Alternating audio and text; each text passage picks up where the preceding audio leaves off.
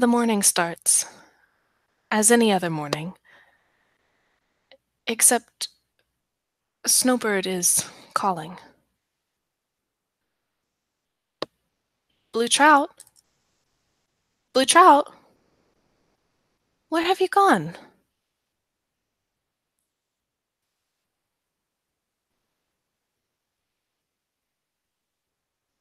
Barking Dog, you hear her voice. You've known Snowbird for many years. And her son has always been adventurous. But even a child of 6 winters knows not to hide when his mother calls.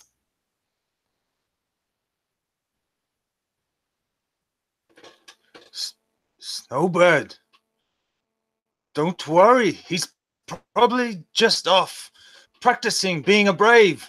And I'll just wave my tomahawk around, and I'll say, "But if you want, perhaps I could look for him. Perhaps he is stealing eggs from the trees." Blue Trout has been known to climb a tree, or several. But it's not like him to be gone so early. And to not come when I call. He's missed breakfast.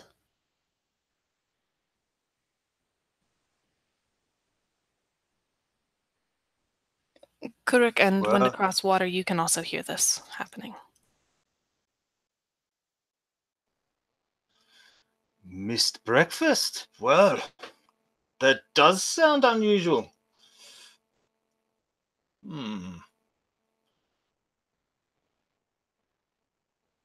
Wind across water. Perhaps you could track Blue Trout. You're always a clever one with the tracks. I think Wind Across Water frowns at Barking Dog. He's in the middle of wrapping and securing the flint arrowhead on some shafts that he had just made.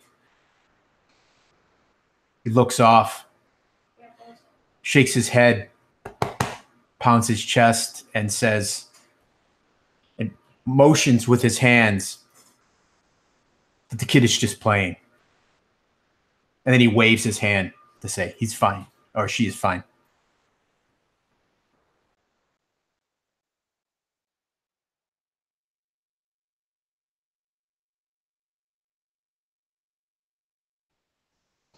Snowbird looks a bit more at ease. Your wisdom is appreciated as always. And in spite of never saying a word, you make yourself heard very clearly here among the Lake Tribe.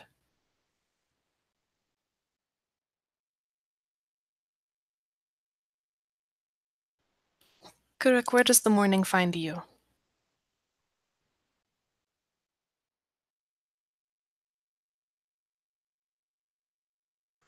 Kurok's sitting cross-legged before an old gnarled tree, speaking with it. Like touching the bark and asking about like branches past and like how many leaves did this one shed, and what animal lives in here, and all manner of things. Like ask like what kind of animals the tree is housed. And just in this like long discussion that to an observer would sound like, I don't know, insane mutterings, occasional animal noises, and discordant song. Occasionally, like he laughs, and other times there's like long moments where he like breathes heavy and wells up with tears at some of the tales the trees can tell. The branches of the tree sway slightly, in spite of the still morning. And the stories you see that travel through the lines of your hand into your heart are touching. the tree has seen much and loved much.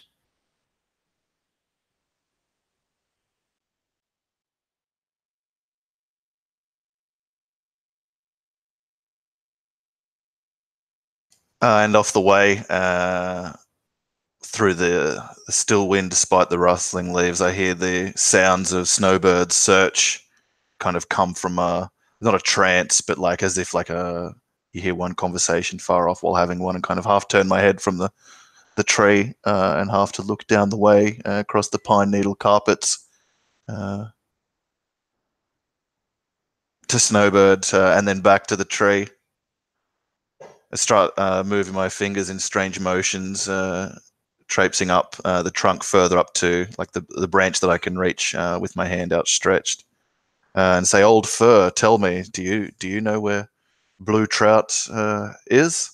And then I describe him, but in like in tree-like terms, so that the fir can understand me. The fir responds back, and you see in your mind a boy who is dripping wet always. You see him come and rest his wet back against the bark of the tree, watering the ground beneath him.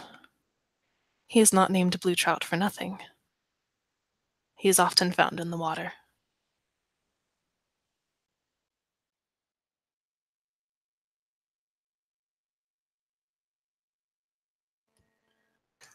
I'll smile at the tree and say nothing but thanks, though it's wordless. And then I'll like turn over, clear my throat, and call to Snowbird. He's in the water. Now I'll like call that out to Snowbird that Blue Trout's out in the water or swimming, and then back to the tree.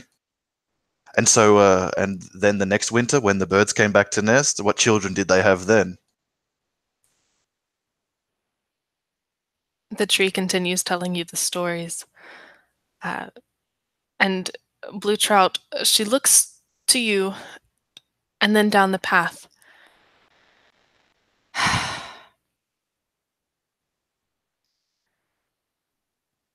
I will go and fetch my son. He is in for it.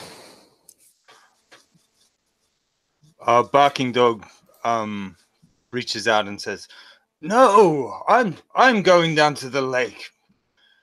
I know a sure way to bring him running. If you want to get a pup's attention, the best thing to do is to start eating their breakfast." And I say, "Give me his food, and I shall take it down to the lake." She will hand you a small bowl, has a kind of cornmeal in it that's hot, easy to eat. Here. I think he'll kind of sniff at it and he'll look a little disappointed, but kind of shrug his shoulders and then, yeah, I guess begin walking. How far away is the lake? So the lake is about 2 hours. The river that runs southwards from it is perhaps 20 minutes. Right. So I'll imagine he's gone to the river. You'd suspect so at this hour in the morning.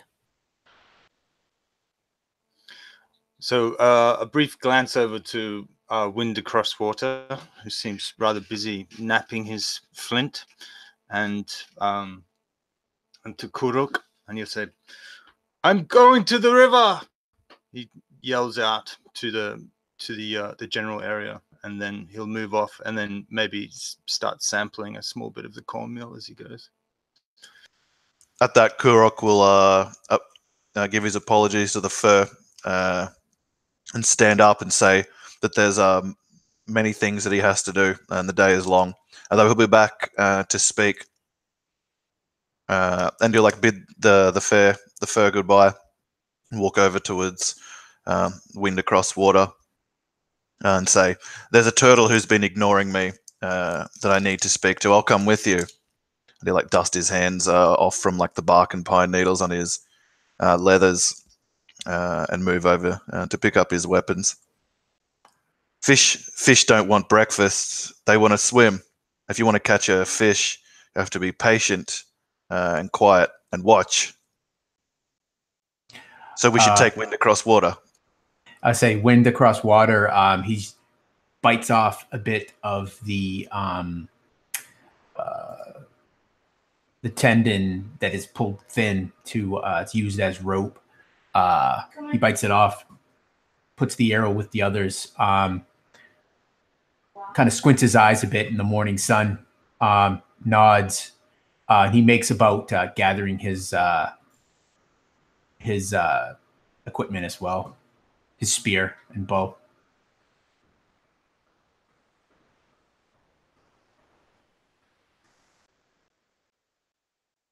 The three of you know the way to the river. It is not far. And wind across water, you easily spot the signs of recent children's footprints. Clearly, Blue Trout was not trying to hide his tracks. The path is well worn. It is the easiest way to get water for your people, for your village. And when you come to the river, it seems peaceful.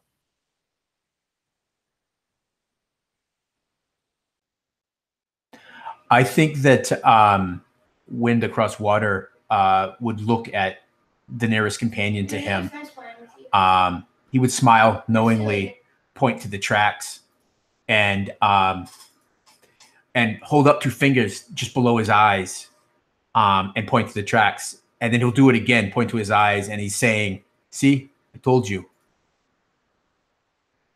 And then he kind of just does a sweep motion to say, "Nothing to worry about." And he kind of halves his spear, points it like he's going to go show the others how to get a fish. Wind, but it's so quiet without Blue Trout's play. If he were here, there wouldn't be peace. And he'll look about, squinting his eyes at like the clear water and like shore surrounds. That would make wind across water pause for a moment, and he would look to the river and back to Kuruk, and he would just kind of dismissively shake his head, put a hand underneath on his cheek by his ear, and close his eyes, indicating the boy is most likely tired from playing, probably fallen asleep. And he points off to some bushes.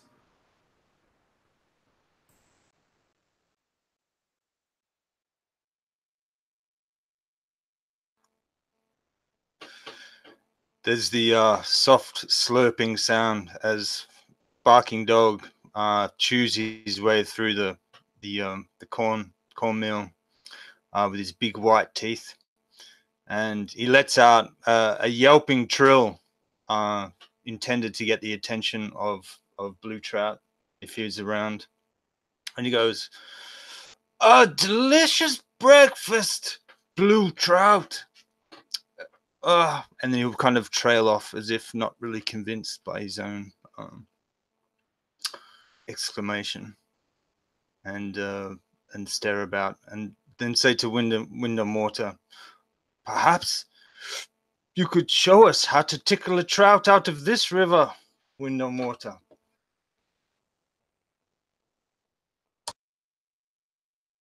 Already making his way to the bank, he turns to barking dog, smiles approvingly, and nods his head. He tosses his quiver and bow to the other brave, and he's going to try to make his way, like skipping out across on some rocks, Taylor, looking to spear a fish. Roll acrobatics. Oh, I should probably get some dice out, huh? Maybe. Never good to be the first one to roll a die in any session. Oh, there we go. So that is a 17. So that's going to be a 20 on the die. The rocks are slick, but you are sure-footed.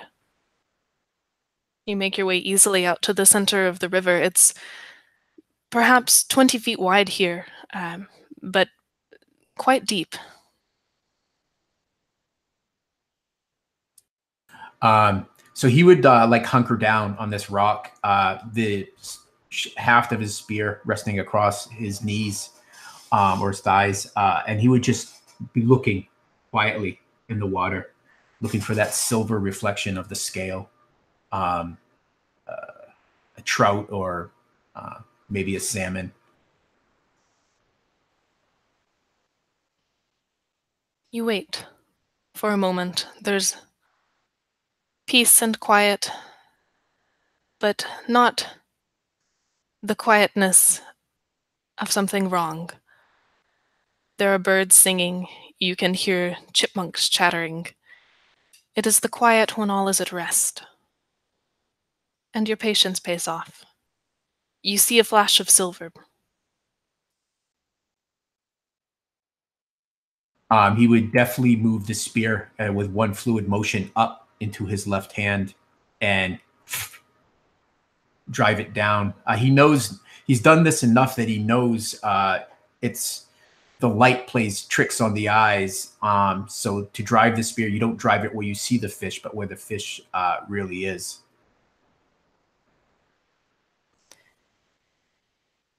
You plunge the spear into the water and raise up a gleaming fish still wriggling on your spear.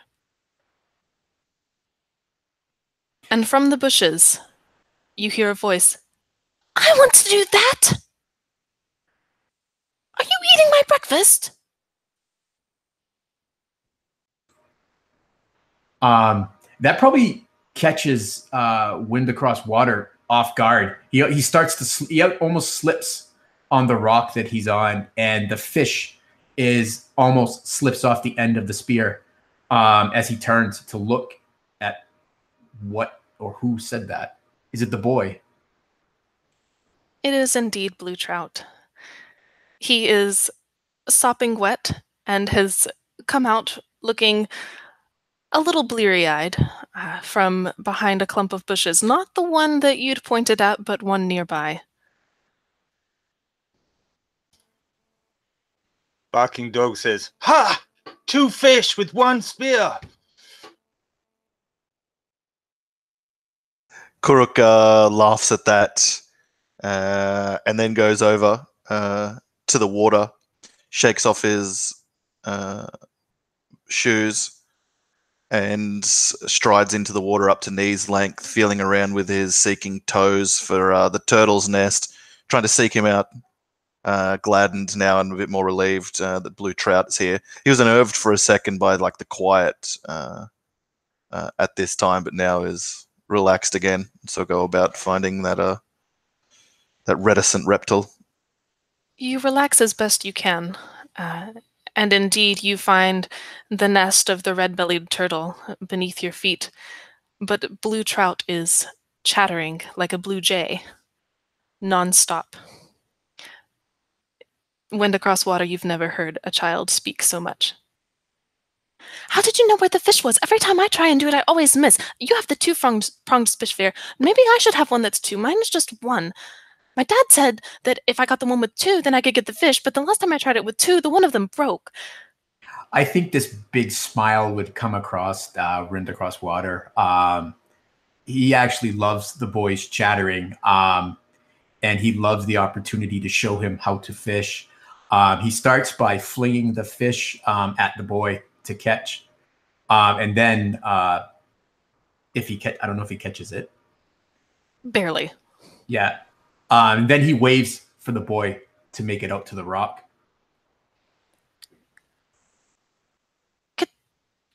Are you going to show me right now? Oh, wait. Can we eat this for breakfast? I'm hungry.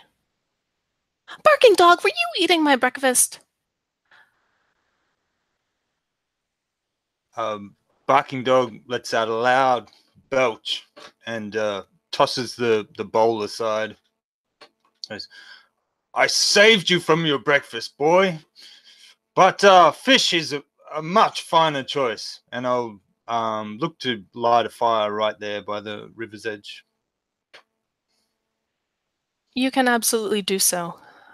And you can cook the fish. This is something that is second nature to you. And Blue Trout is chattering excitedly the entire time. Kuruk, I'm not sure how well you can speak to the turtle with Blue Trout speaking nonstop, every second, asking 1,000 questions. But he is very happy and very much alive. Yeah, it's surprisingly easy to talk to a turtle over a toddler's incessant chatter. It's mainly just gesturing with the front appendages and like different variations of gaping with the mouth and eyes. So I'm doing that while Blue Trout's being instructed by wind across water.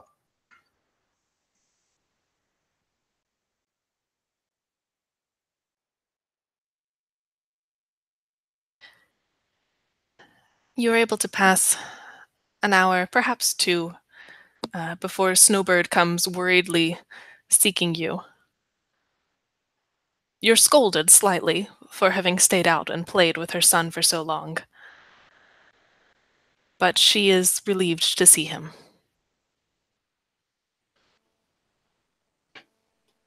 Play? We're not playing. This is man's work.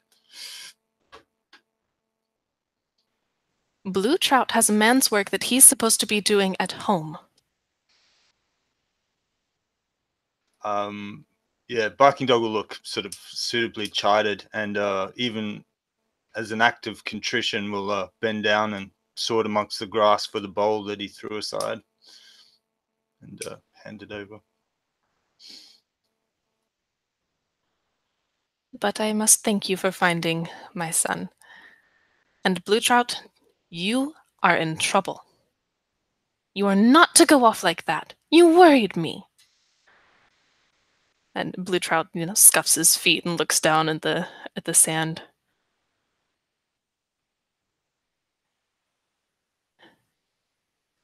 That all happened perhaps a fortnight ago.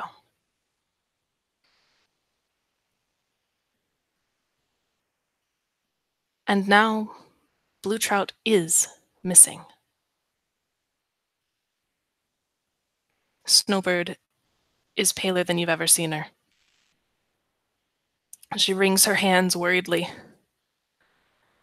I don't know where he is. I don't know why he hasn't come back.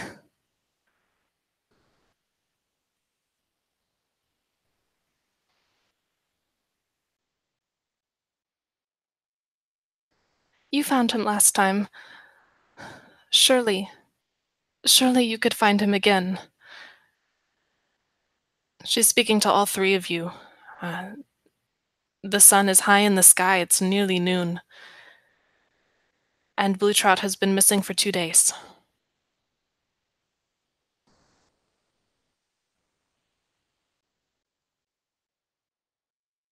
I would think Wind Across Water's dismissive nature is replaced by feelings of worry. His movement's more erratic than normal. I think when Blue Trout first disappeared, he dismissed it as the boy fishing, because that's what he had been doing the days after his lessons. But when he looked and I don't know, could he find the fishing spear or not? No, the two-pronged fishing spear which you helped him make is gone. So I think that's what would have happened. Wind Across Water would have said the boy is just fishing. He would have pointed to his own fishing spear. But then when he didn't return, I don't know that he would have waited 2 days. I think the day grew late on the first day, he would have gone to the riverbank. He probably would approach Barking Dog. They have been friends for many years, hunted together. A certain camaraderie exists between them. He's like the voice that Wind Across Water does not have. So he would go up to him, and he would have the fishing spear, and he would tap it, and shake his other hand low at about head height of Brew Trout, and he would do a fishing motion after he does that as well, and then point off to the river. What? You want to fish with a shorter spear? He frowns and he taps the spear angrily, and he shakes his finger at you, as well as his head. He's clearly sending the message. This is no time for the jokes. And he does the height and the fish motion, blue trout. And he looks to the sun, the lowering sun. Barking Dog lights up with a large grin, and then that sort of slowly dies on his face as he realizes, I mean, in the tribe, things, when someone's concerned or there's a problem, it's very easy to overhear what's happening. And he's aware that Blue Trout is missing. And also he's feeling slightly ashamed because he's often chided Snowbird to not dampen the fire overmuch lest she puts it out, always encouraging the adventurousness of Blue Trout. And so he feels partially responsible. And he'll nod slowly and he'll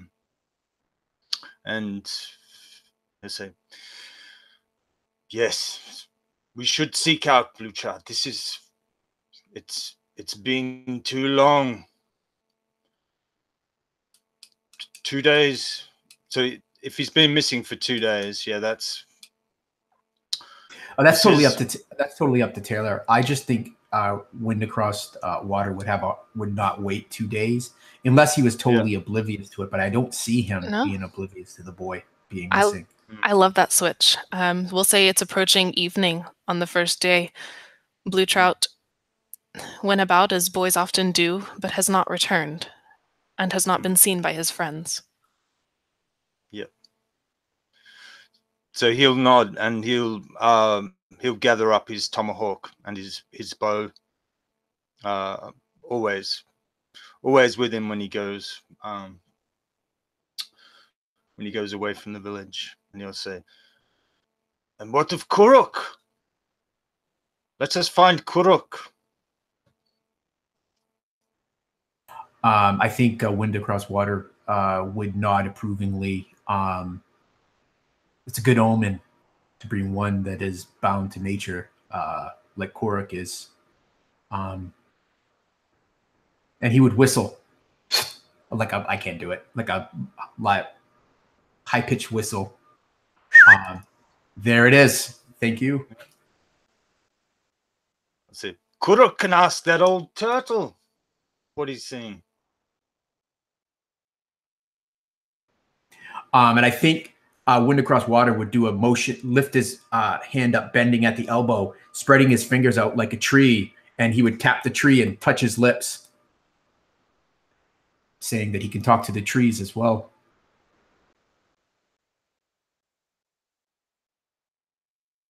Kuruk's finished scuttling down the tree that he's been nest sitting for some migratory birds. And he's like, looks up to your approach, having heard the whistle, and goes to, I guess, make some some friendly banter, but the words catch in his throat as he sees the dour expression over Barking Dog's face, and notices that Wind Across Water carries his traveling things, and his own face somewhat mirrors his brother's. What is it?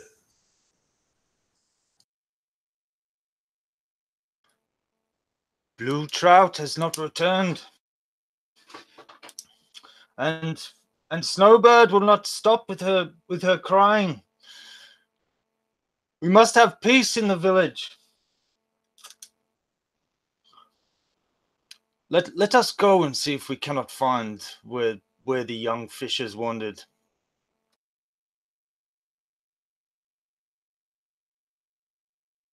And this time when we catch him, make him remember why he should not wander off so. Make his mother worry. Perhaps a fortnight back, we would have done better to have more thunder in the hand with the boy and less lightning in the mouth. I will come and ask the turtle if he's seen the trout. And then looks back up the tree and then to his companions again.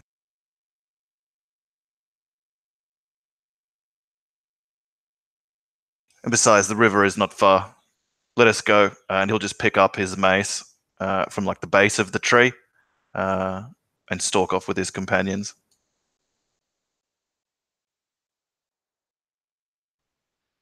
You find the river much the same as before. It is peaceful. The sounds are slightly different now in the evening. An owl beginning to wake as dusk starts to fall. There is no sign or sound of blue trout. But then there wasn't the first time either. I think Wind Without Water would immediately go and check the moss-covered stone and bushes where he had awoken last time, thinking maybe the boy had just dozed off and lost track of time. So he would go there. There's nothing. There's a small depression where a boy might lie, but no sign of blue trout. Can I try and find the boy's tracks or footprints? Absolutely. And anyone who wants this, you can roll survival. I can just assist. I have survival. So. Okay. And I will use my guidance cantrip.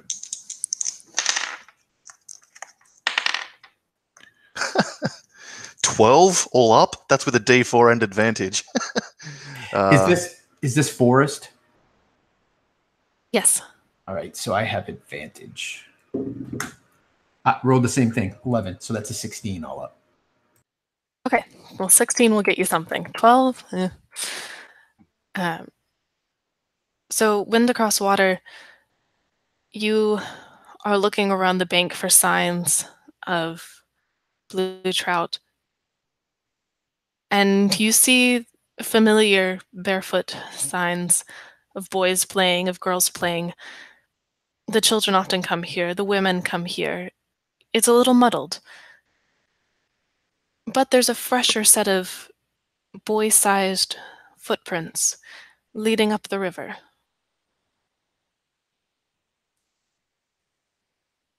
I think because Koruk's right next to Wind Across Water, he would point with the tip of his spear and start to move that way slowly. And every once in a while, he would stop. He would crouch. He would feel the earth, and he would look at the sap, at maybe a little branch or whatnot that had been broken, seeing how wilted it might be. Maybe try to guess how much time has passed. It seems that if it was blue trout who passed this way, it's been some time, perhaps the better part of a day. The leaves are wilted and withered like they've been in the sun.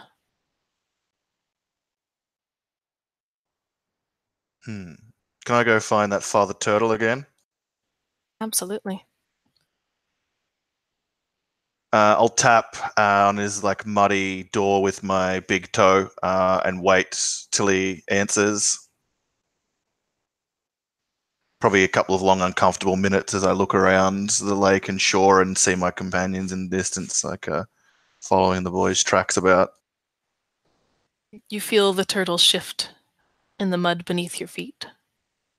I'll make like bobbing gestures and like flipper signs with my hands and like a whole lot of racket like child noises, like someone from another country impersonating a child from another country. That's probably what it would sound like to the turtle. And what I'm communicating is like, where's that blue trout boy who always plays here?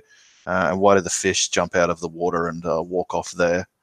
Do you know by chance, or anyone that would?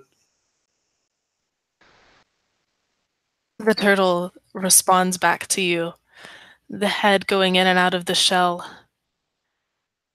And you see and feel more than hear morning. You sense the dawn. You sense the early part of the day, the noise of blue trout, scattering birds, interrupting songs, and then quiet when he left. Morning. He's been gone from here since dawn. I'll call out to my friends. Father Turtle says so, and that's like matter of factly. You also get the sense that the turtle was not sad to see him go. Yeah, I figured. Imagine the two are quite incompatible. I'll thank Father Turtle and go back out, like wading through the shallows to my companions. Yeah, barking dog has he started off and he was just yelling out for blue trout, and then that kind of transformed into a bit of a sing-song teasing rhyme about blue trout has snuck off with one of the girls,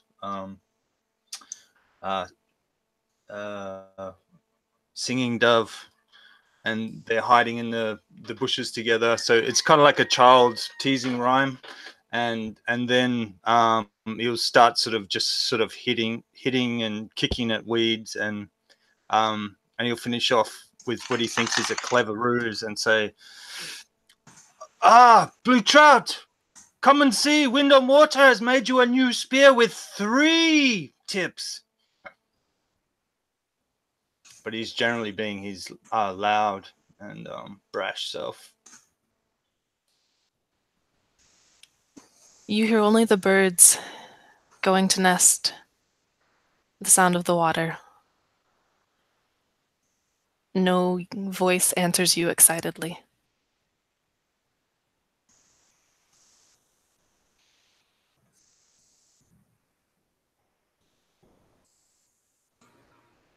I think Wind Across Water would kind of shake his spear above his head to get the attention of both the other braves with him. And he would point with his other hand this path that he sees.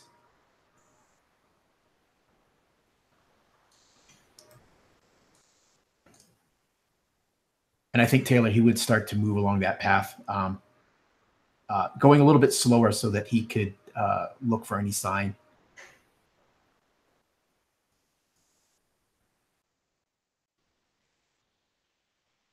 The path wanders with a child's distractions.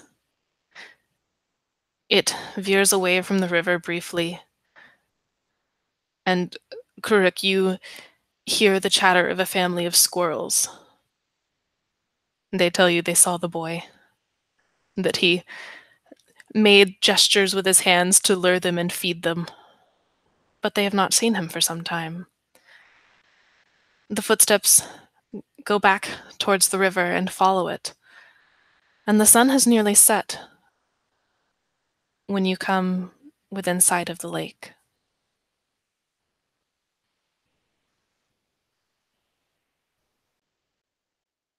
Can the boy swim? Is he a fairly competent swimmer? He is. Okay, good. So I imagine because we live so close to this lake, there would be these small little boats, not quite canoes, but they are fashioned by stretching the skins of animals they have hunted and treated with the fat of them. We boil it, and either using sap, saplings or whatnot, we make the frame. So there's be like 3 or 4 of these boats kind of tipped over and upside down on the bank of this lake. Wind Across Water would look and count the boats. 1, 2, 3, 4. All are there. Does little to make him makes him worry more. He moves to where the boats are, and then his eyes just are scanning the banks of this lake. You all have quite high passive perceptions, and it doesn't take much to understand that something is off. The sand, which is normally so smooth, has strange markings in it, like if you'd pulled a boat onto it, but the boat had curves, and then taken it back to the water. There are footprints, child footprints, and at the edge of the water, a small fishing spear.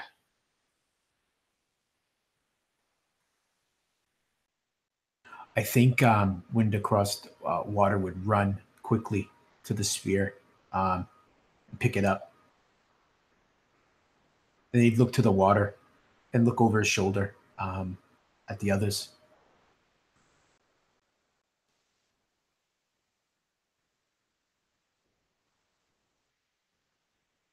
Kurik, you are the one who sniffs the air and smells the ash.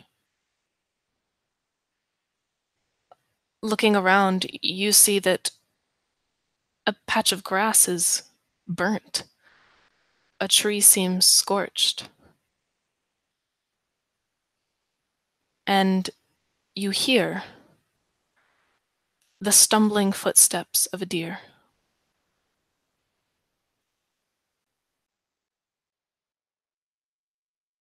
Stumbling like uncharacteristically for a deer, like ungracefully? Very Or uncharacteristic.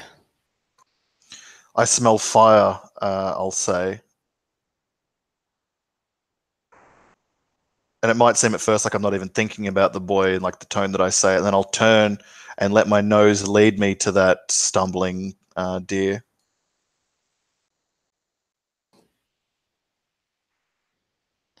You find it just inside the edge of the tree line.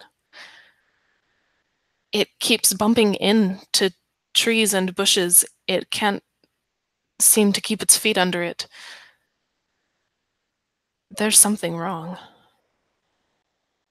He's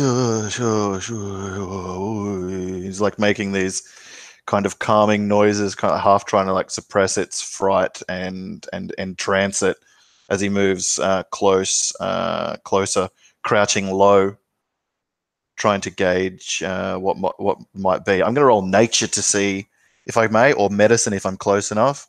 What is afflicting this stumbling deer? You could definitely roll medicine. At the sound of your voice, the deer calms and begins coming towards you unevenly. That is strange behavior, and Kuruk would know that for like a herd animal to do that. So he knows straight away something really bad is wrong. But let's see if I know more than that. My medicine is 18 on the dice. That's going to give me a 24 medicine. So the deer, when it comes towards you, even in the waning light, you can see that its eyes are covered over. It is blind. Like its cataracts, or its like eyes are actually removed. Like, is its eyes blue-gray, or are they there? It has eyes, but they are unseeing, and the deer seems frightened. It's young. Perhaps a yearling itself. Oh, that's seriously sad. I am going to cast... Is it wounded in any other way, or is it merely just the blindness? It has a few superficial cuts, it seems, from bumping into everything, branches that have scraped it that normally it would have avoided. The way it looks, you suspect this is recent. I'm going to cast level 1, Speak with Animals, and get down on all fours and start making these weird, like deer noises. Probably looks and sounds completely alien and strange to my companions, but they would have seen me do something like this before. And I want to soothingly, or not soothingly, calmly ask this deer what happened to its eyes. There are no words. It is terror, sheer terror. Eventually, you get a sense that it's the water. There was something in the water. There was a human, a two-leg. It was not the human. There was something in the water, and then the cold water over your head feeling of utter terror as this creature remembers. And the sight of it blinded you? It doesn't know. It just knows that it saw the thing and then saw nothing else.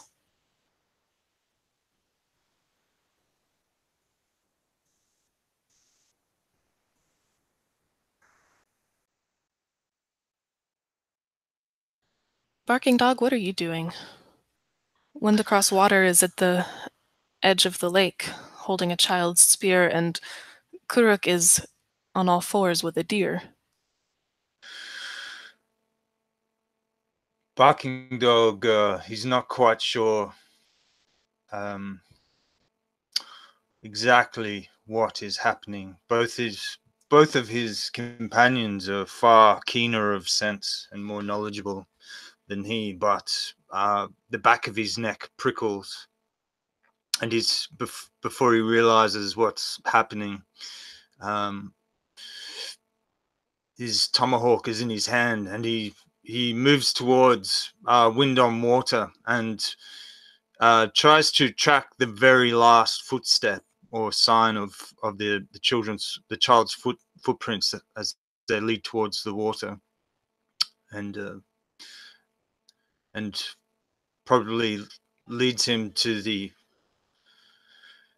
conclusion that the child has disappeared into the lake itself. And I think at that point he starts muttering, and then his muttering leads into a hollering, and as the idea that blue trout has been lost somehow into the lake, he responds the only way he knows how, and he leaps forward into the water, sort of up to his knees, and shakes his tomahawk at the lake, not quite knowing where his enemy is, if it's the lake itself, and hollers out a challenge to the lake. It's sort of ringing and echoing across the lake itself. And he looks exasperated, and without an obvious next step, he looks to Wind Across Water for some kind of guidance. Yeah, sorry, go ahead. I was going to say, the pair of you, while you're at the edge of the water, please roll perception. Okay. Ooh. That is a 14. 18. Barking Dog, you have shaken your challenge, your fist at this lake. And as you turn back and begin to wade out of the water, you see that there are small footprints that led out of the water. Only the toes dug into the sand, like the boy ran from the water. And then there are those strange marks in the sand. And there are no footprints leading further on.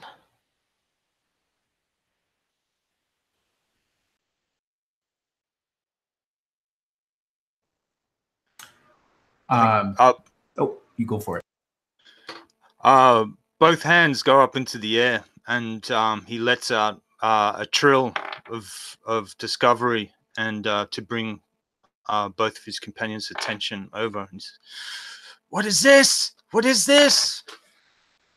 Come, friends, tell me what these marks mean."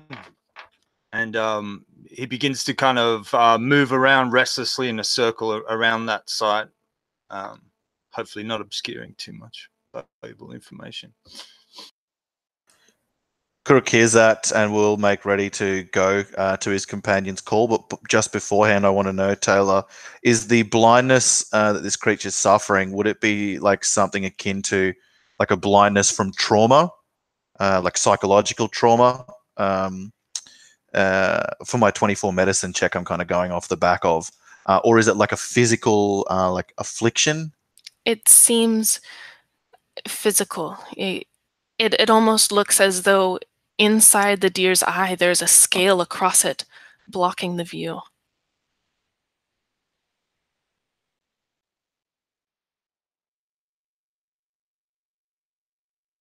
I guess what I'm really asking is, does this look permanent? It looks permanent. Then while I've finished questioning the deer, I'll like talk soothingly for it and tell it that it's okay now, and like that it should sit down, and I'll pluck some choice grass and just like press down on its head and just try and calm it before killing it. And then I'll like step free from it and just say some like I wouldn't say anything actually, but think on it. And honor it, I guess, and then leave it where it is in the glade and return to my companions, and probably break into a jog when I see like the frantic moving of barking dog, and won't say anything of the deer. Actually, that's a lie. I will say, step back, barking dog. There's something in that water which can blind. A deer told me.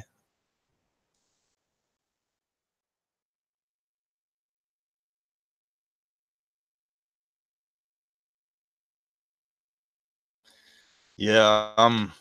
Yeah. So barking dog he's almost sort of shepherding his find. He's sort of dancing around the edge of where these marks, the swirling marks, surround those last frantic running footsteps, the last traces they have of possibly blue trout. And yeah, he's just sort of muttering and singing and moving in a wide circle around it. And Wind Across Water, you have no doubt that it was blue trout who was here. The fish spear you hold in your hand is the one you made not 2 weeks ago. Yeah, I think Wind Across Water is still clutching the spear tightly in his right hand. As the other two braves are talking, he's looking at the ground. He hadn't really given it much thought earlier because when he saw the spear, that's what immediately he was taken with worry. But as he looks at it now, he thinks back. It sparks a memory in him many years ago when he was a much younger man, a young brave himself, probably not much older than blue trout. He and the other braves would play a game where they would catch a snake by its tail and hold it to see who could hold it the longest. And he remembers that in the softer sand, it would make us like kind of a path much similar to this, but I'm assuming this is much bigger. If it was a snake, it would be 20 feet long. He clucks his tongue 3 times to get Kuruk's attention. The skin changer is much more in tune with the creatures of the world. And he points. And he kind of hisses like a snake. All of you can roll religion.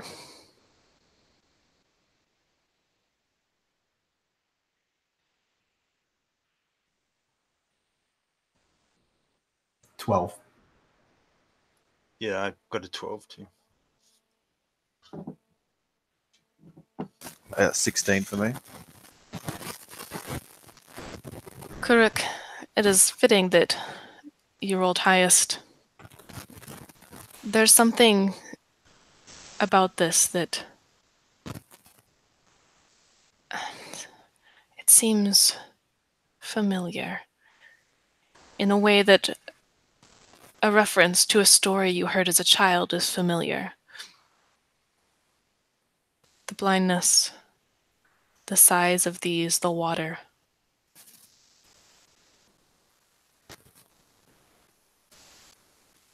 You have heard of Unkchekula, the great serpent beast. She and her mate came to Second World eons ago.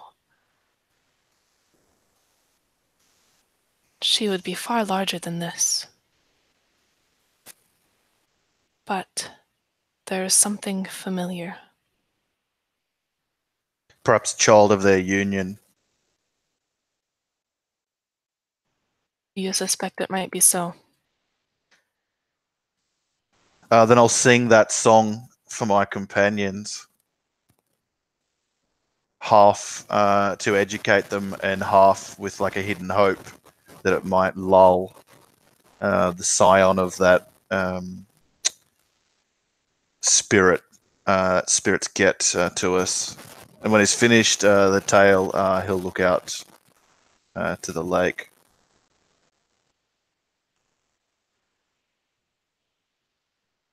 The moon is rising, and the water is still.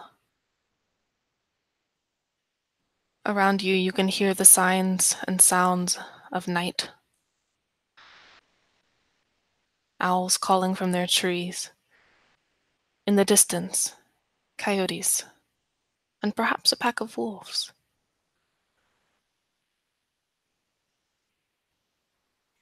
Kuruk, you know that Unkchekula is not a creature of Second World. She came from First World. It is a dark place. And if this is her offspring, no power that you currently possess could kill it.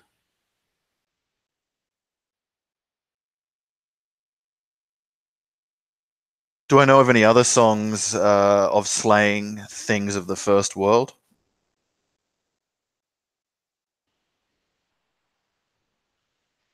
You know that there are strong medicines, things to put on your arrows. The song that you sing, as you sing it, the memory comes to you. Barking Dog and Wind Across Water, the song is familiar to you as well.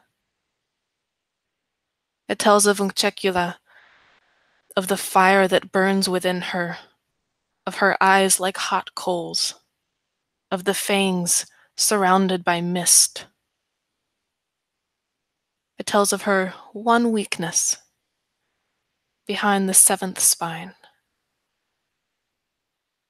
and that it must be pierced with a medicine arrow.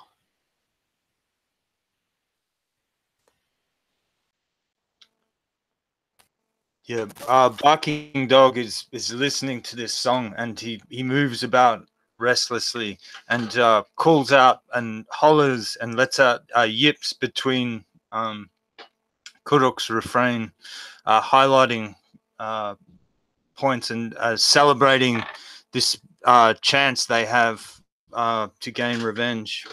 And then as this song drifts away into the call of animals and the sound of the approaching night, he begins to strut back and forward in front of the lake shore, calling out, and he says, "By taking one of our children, you have struck a wound against the lake people. Know this, serpent, when I was young, I was bitten by a snake, and they said that it drove me mad. But It didn't. It only made me fierce. And that snake, I danced the poison out upon its head. And he would start kicking and stomping in the sand. The sand's flying everywhere. And he said, and I danced, and its blood flew like the sand. And I became a fierce brave who bears the red feather. I know this. We will come again, and we will come dressed for war. And he lets out a mighty holler and challenge again across the lake.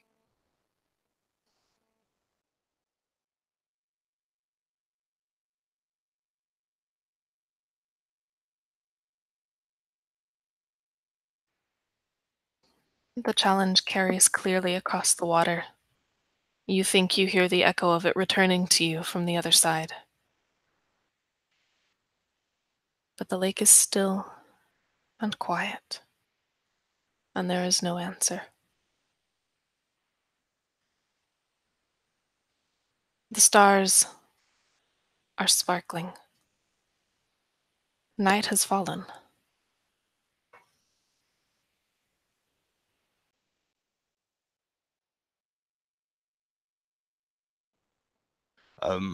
Yeah, so he'll start to subside a little bit, and he's just letting out the occasional yip and yelp, and he'll look across to his companions, and he'll say, and almost more daunting than the idea of battle is the idea that they must take news of this to Snowbird.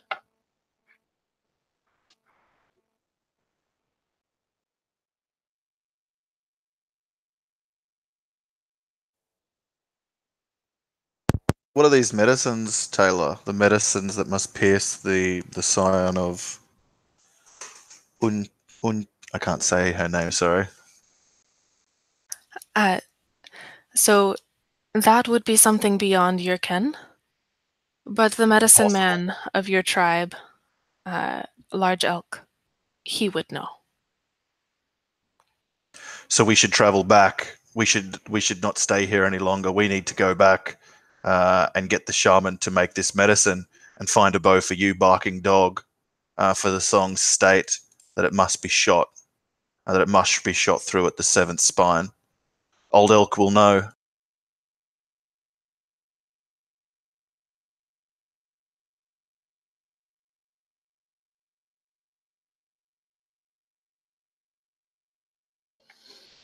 Yes, yes, let us go. We must tell the lake people of what has happened and dress for war.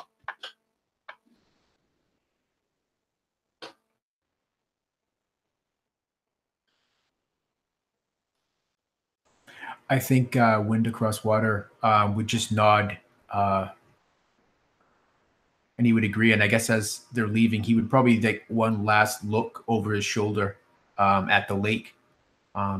Most of it lost to him now in the darkness. But there would be a certain urgency in his steps as he makes his way back to their village.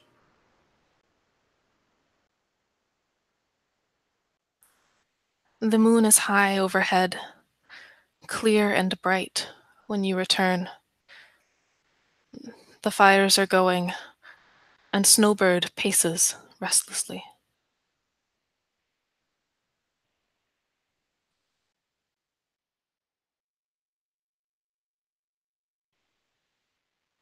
She looks hopefully from one of you to the other. With downcast eyes, Wind Across Water slowly lifts the boy's spear. And he shakes his head.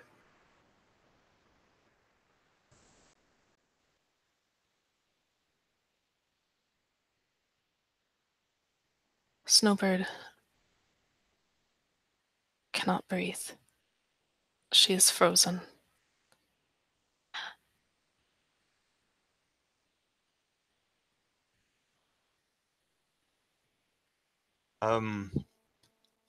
Barking dog steps forward, and a grief is stricken across his large honest face, and he holds out his hands and he says, "An ancient spirit of the lake has taken him, but we will we will we will find vengeance and help his spirit find rest." And then he's kind of faltering over his words, and he looks to Kuruk and says, Kuruk knows much of this. And he'll sort of step aside. Become Snowbird will go to speak with Old Elk and find Blue Trout. And then he thinks for a brief moment of silence, in silence, of whether to tell her or not, but it's her mother's right to know. And he won't lash her with lies, to spare her. So he'll say, a thing of the first world, a child born of that which should not dwell amongst the people, now dwells in our lake, and it is it that stole Blue Trout. Worry not, we remember the songs. And they sing of how to bring the boy back. And he just makes her a promise that he doesn't know that he can keep. And then he says, one of you should stay with Snowbird to comfort her. I'll go and speak with Old Elk. And he'll retreat.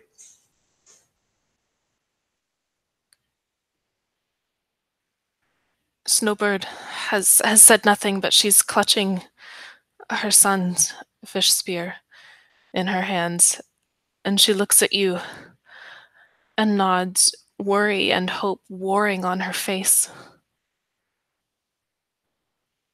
Go. Yeah, he will, with swiftness to the shaman, with little ceremony, knock on the man's wigwam or sing out to him, and barrage him pretty much with this is what happened, this is what we say, this is what we remember, we need this medicine so that we can put him on arrows and take the brave to shoot this thing down. And he's not as calm and reserved and aloof as he normally is. It's like a channeled frenetic energy to him. Old Elk is deeply troubled by what you say, and he agrees that it must be one of the offspring of Unchecula. That there is little else that could do such things. He looks at you, his face grave. The making of a medicine arrow is no small task. It must be done one piece at a time.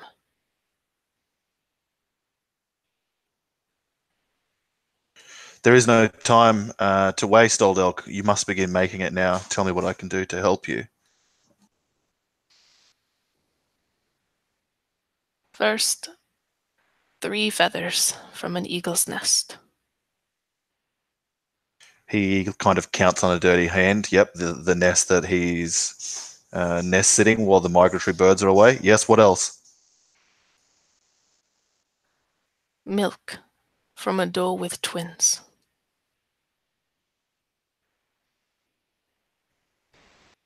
He thinks back to the blind deer that he killed and thinks it'll have to go back to it and find its trail back to its herd. And then nods. Yes, and then? Venom of a viper. Yes. And then? The web of a spider with the dew still on it. We can get that at dawn. Yes, Old Elk. And anything else? And then we must make our offerings to the spirits. You must be painted. This is no small thing. Prepare for the horizons to the spirits. I will have every single thing you ask for at morning's dew, old elk.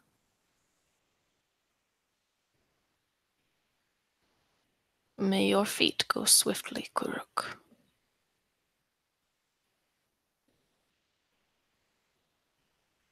And hooves, and claws, and scales, he says, with a smile. But it's brief, and then he'll move out from there and go to the tree that he was tree sitting.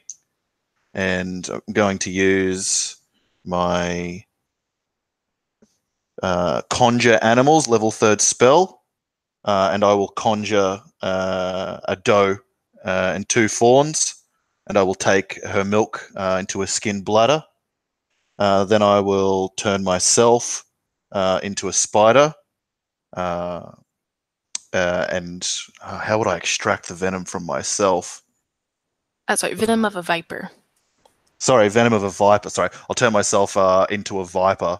But before, and I can still speak in animal form. Oh, no, only when I'm a bear. So I have to get barking dog to rip out my venom glands while I'm in snake form, and then I'll revert back. But it's worth the pain to save blue trout. The spider's web with dew on it, we can only get at dawn, and the eagle's nest I could get from the eagle's feathers I could get from the nest I was nest sitting.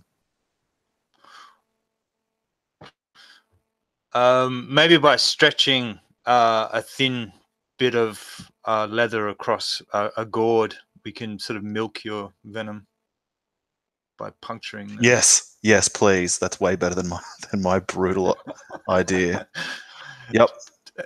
Straight to the most brutal version. Just swift. I was just thinking, like, it's got to be done. It's got to be done. It's like, yep, I'll rip my bit of my mouth out to save this kid. But that's way better. I'll turn into a viper. You can milk me. And then after this, can we do a survival check to try and find around just pre-dawn for a spider's nest where we could get dewy web? Would that be a survival check? Actually, I don't even really need to. I could just cast my level 3rd conjure animals again and conjure a spider before dawn and get it to weave a web, and then I'll collect it when the dew's on it. There'll be spiders everywhere. Mm-hmm. Yeah, that would be like a DC 5 check for any one of Oh, you. I can't fail it. Yeah.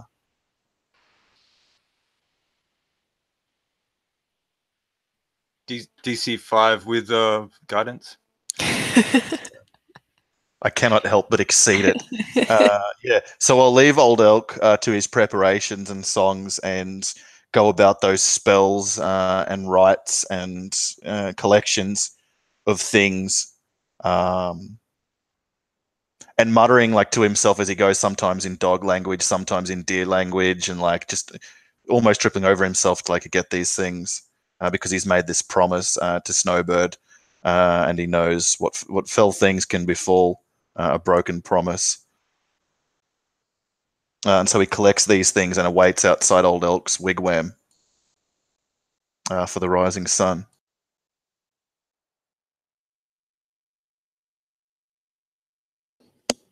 Wind across water. Snowbird has hardly left your side. It was with a kind smile that she watched you make this man's weapon for her boy. He chattered to her of how you taught him.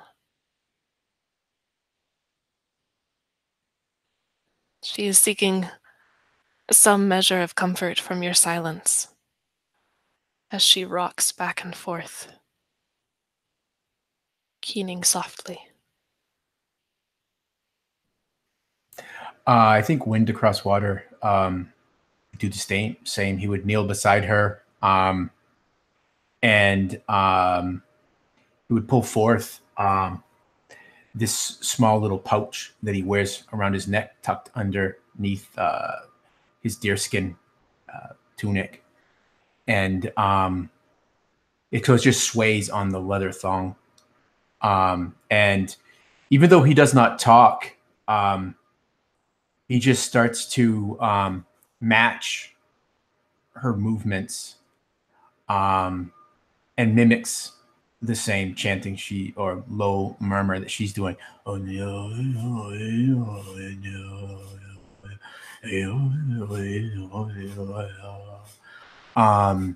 I mean, that's one of the ways that affection is shown within their tribe. Human contact is usually limited to intimate partners, so it would be improper for him to put an arm around her or to set it upon her. And this is the closest comfort he feels that he can give her. I just want to add one, though he too is deeply worried for the boy. I'm assuming his father died, which is why he's not here. He did. And even though he probably never admits it, he tries to act like a loner. He has seen himself as being responsible for keeping an eye on her and the boy.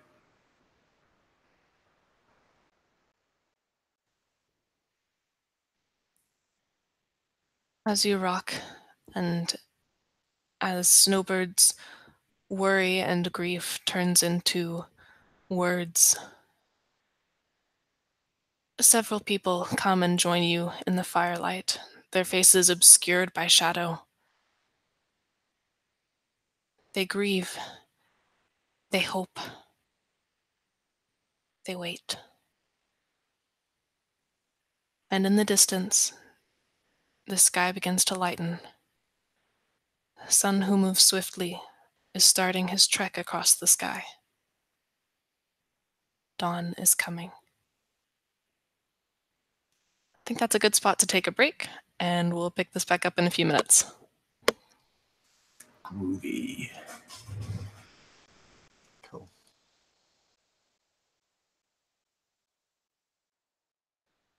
So, drinks, have a smoke, whatever you like. We'll be back in a few.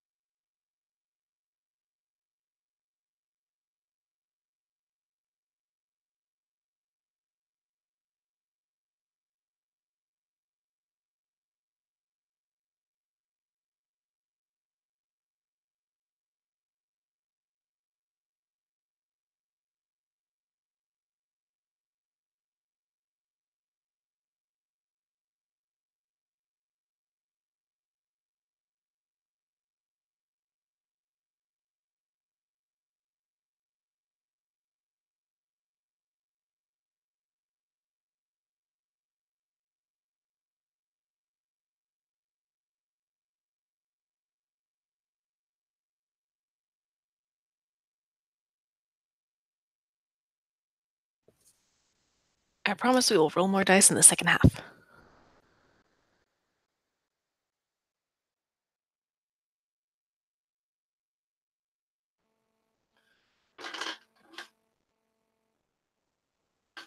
Sorry, what was that? I had my headphones off. I promise we will roll more dice in the second half. I think it's been fine. It felt natural when we were rolling dice.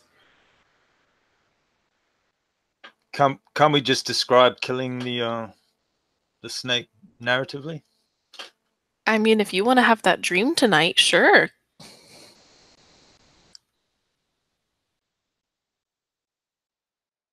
But then it'll be morning. We've also got to organize our war paint, I think. Are we going to do that, or are we going to assume we've already got it? So I'll incorporate it in a scene here in a minute. Before you guys head off to war, as it were.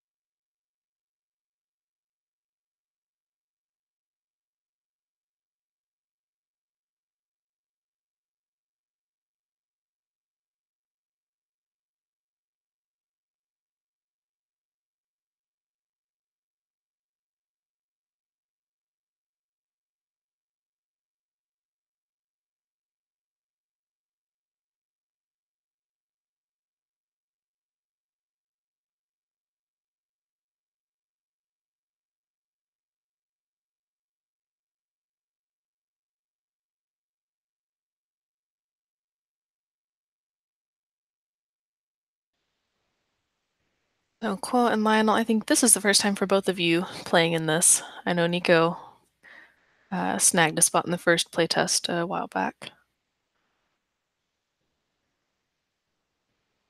I will be pressing you for details in the chat after the game for all your feedback. Gladly. Yeah, it's a great setting, really rich. I think it might take a little while for me to get my to earn my feathers, so to speak. Like get the cadence and get the feel right, like tune into the feel, I guess. Mm-hmm. Yeah, that's tricky with new settings, is to like find where the balance is for like how everything plays together. I ran into that when I played in a one-shot a couple weeks ago, and I felt like I just didn't really know what I was doing because I had never played in this setting before.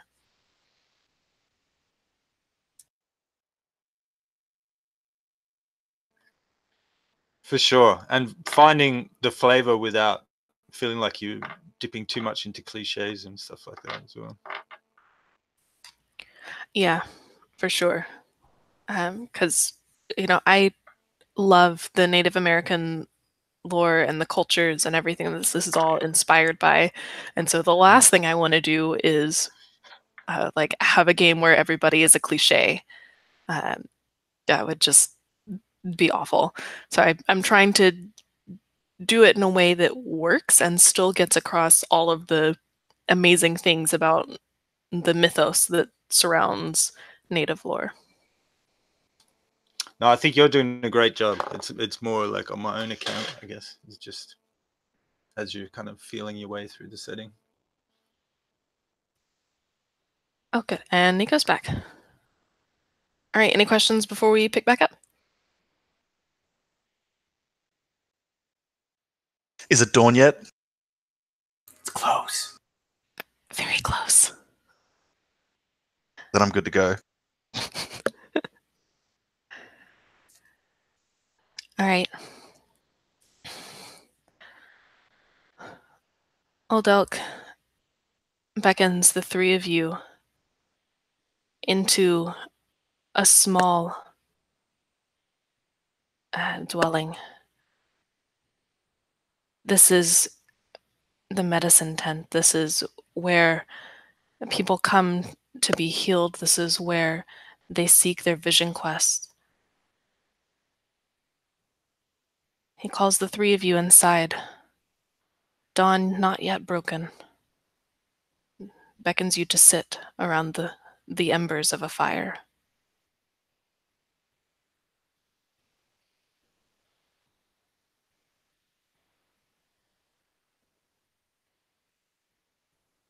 Do you three go willingly?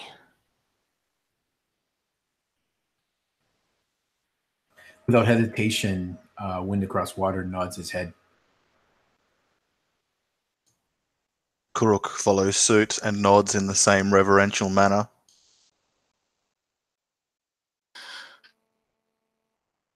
Louder than he needs to, barking dog goes, yes!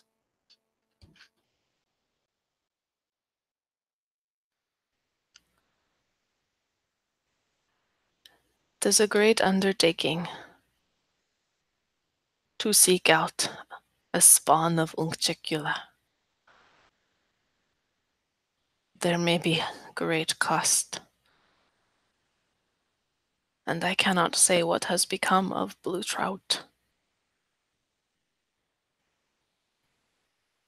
But I will give you the best chance that I can. He reaches for bowls. One filled with thick, black paste almost.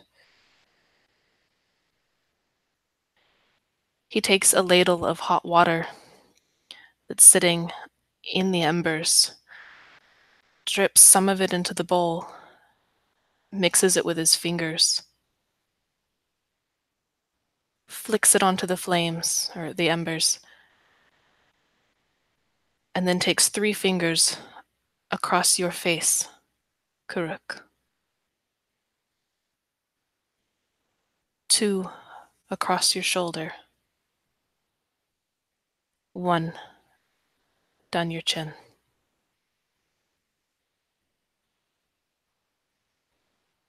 He turns to you, Wind Across Water. His whole hand goes into the bowl. He places a handprint in the center of your chest, and then 2 fingers from one eye down to your cheek, your chin.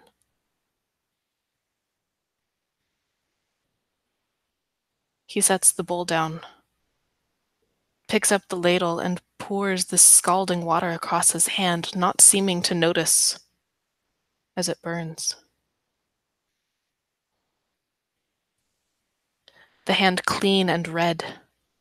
He picks up a second bowl, filled with dark yellow.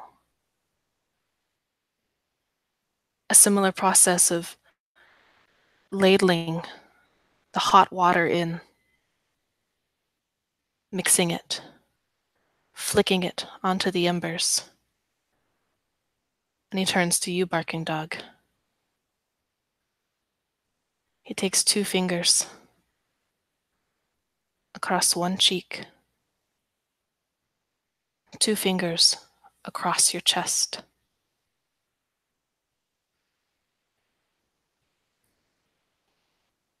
Again, he rinses his hand and sets the bowl down.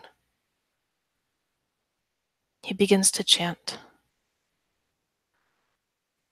You don't quite understand the words. It's strange. You feel them.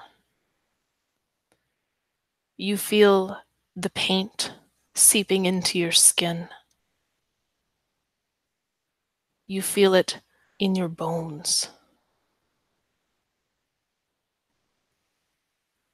He begins to put things into the embers, herbs that smoke and fill the small dwelling. He turns to you. What do you offer to the spirits? What will you burn?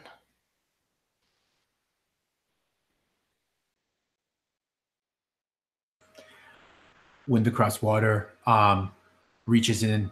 Actually, he has no shirt on. He grabs the small pouch around his neck and he pulls it, breaking the leather thong. And he drops it in. This is a pouch given to him by his father and his grandfather before him. He doesn't know what's in it, but he was told that it would keep him safe until he passed on. And he had planned to give it to his own son, which he's never had. So he would throw it in.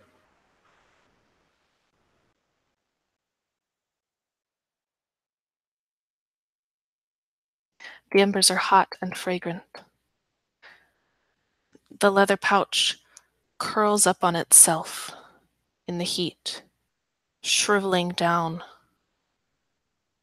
blackening.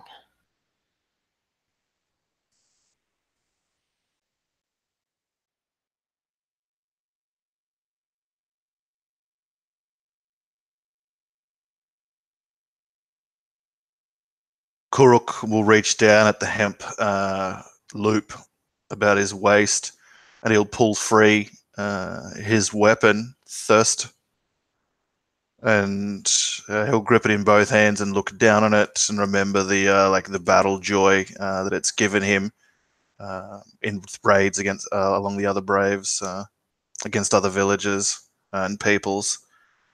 And the stories that were told to him when it was handed down to him by his uncle.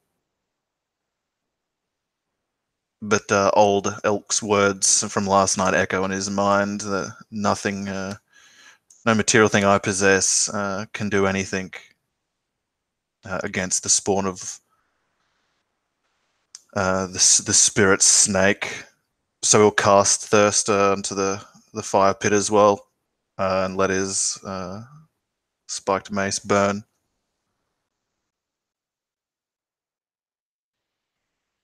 I give this for Unkchekula and for Blue Trout and for the lake people.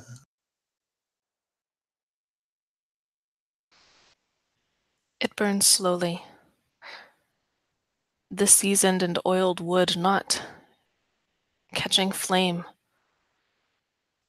but smoldering down a little at a time, blackening, weakening, turning to ash.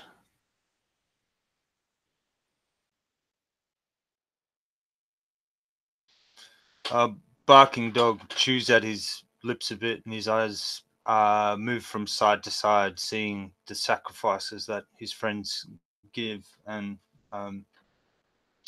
ever brash and impulsive, he seizes upon something and he says, I was the fiercest of warriors in a battle with the mountain tribe, and I won great glory and was awarded this, and he plucks a red feather from his hair, as a sign of my bravery. But this injury against the lake people cannot stand, and if we win against the serpent, I will win glory anew. And he casts the red feather onto the fire. It sits there for a second, illuminated by the coals, and then bursts into flame, floating up slightly as it does so before shriveling and sinking down into nothing.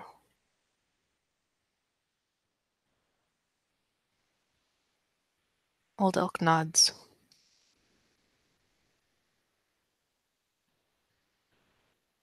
Remain here. When dawn comes and I have finished the arrows, then you may go.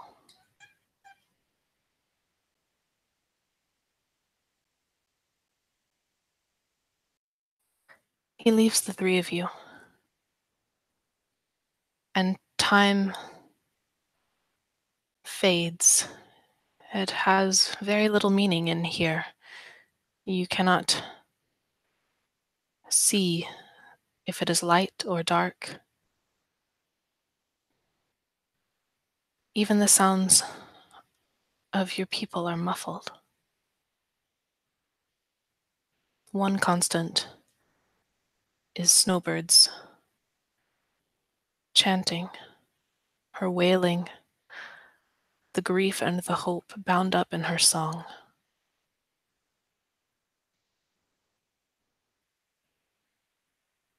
Kuruk, do you see anything while you wait?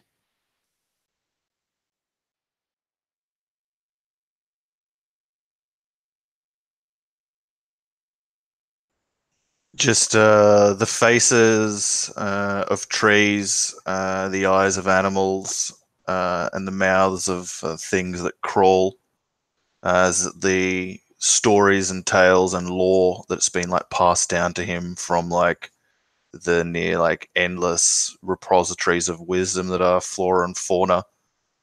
And so that's like what he hallucinates and hears, and he's trying to bring those to mind and keep them with him to like armor him for what's to come in the same fashion that Old Elk's paint does.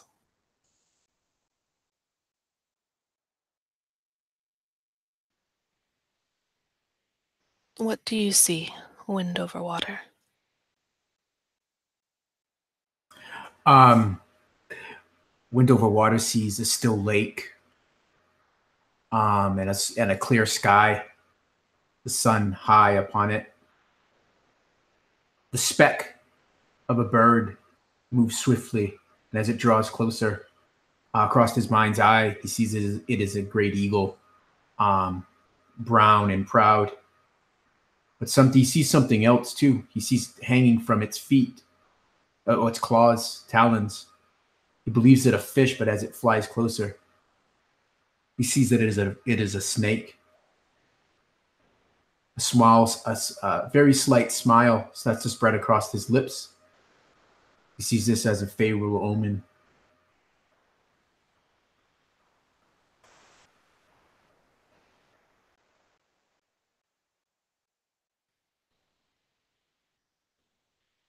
What does barking dog see in the smoke and in the fire? Barking dog sees his companions looking into the fire, yet seeming to see further, and he too tries to stare into the flames to see beyond, but his eyes sting and grow watery, and instead his hands go to his tomahawk, and he begins to grow restless with this sitting and waiting in the dark, and thinks ahead to the battle, and begins uttering soft sounds, restless, almost whining.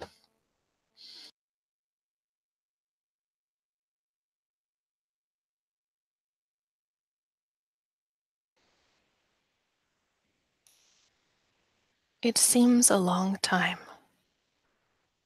before the flap opens and fresh air runs in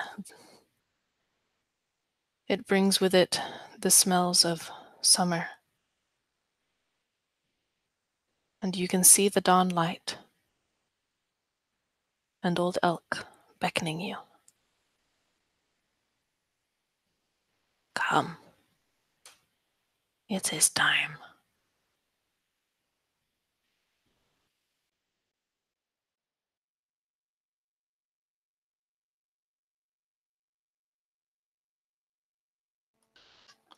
Barking Dog is up like a flash and outside. Yeah, and Kurok hot on his heels.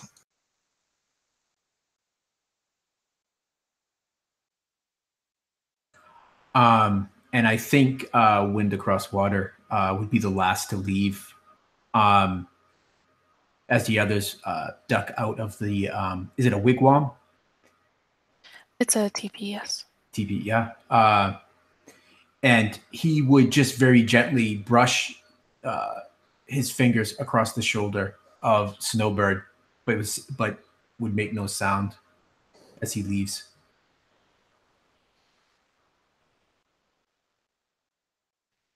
A great many of your village are gathered around. There are few secrets here, and all know by now that the blue trout is missing.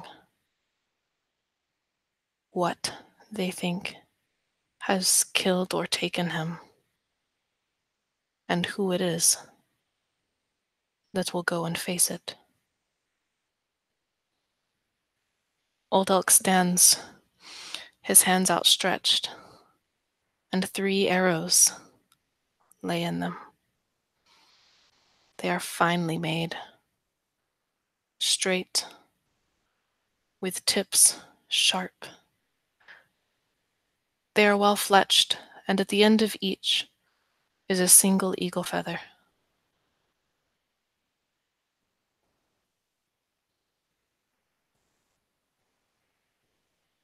Behind the 7th spine is the weakened spot in the armor of Unchecula. We can only hope that a spawn of hers is similarly made.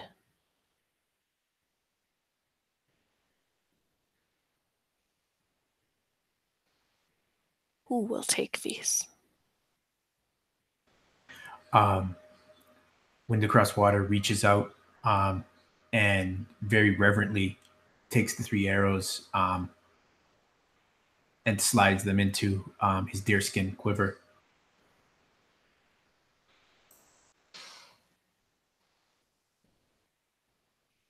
Unchecula is a being of great power. She has eyes and a belly of fire. Mist pours out of her mouth. They say she could blind a man simply by looking at him. And more, to touch her is to burn. Even a young offspring will be dangerous. But we are counting on you.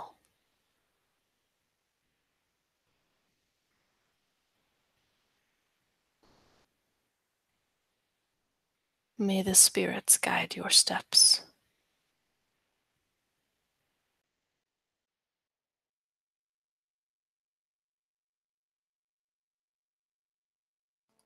Kurok is off into the woods, beelining to that lake. It's like not like the last 2 times we've gone down where we're either cautious or like tracking. This is like a path they have trod well now, and it's kind of that apocalypto sprint almost. The Barking Dog hollers and calls as he goes, calling to the ancestors to come on this journey to war, vengeance against the spirit of the lake.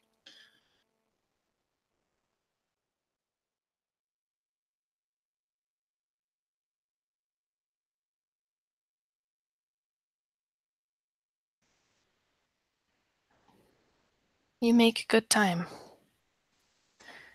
It is still morning, and the lake is peaceful as the sun rises lazily, clouds drifting overhead. It is a beautiful morning, and the water is still.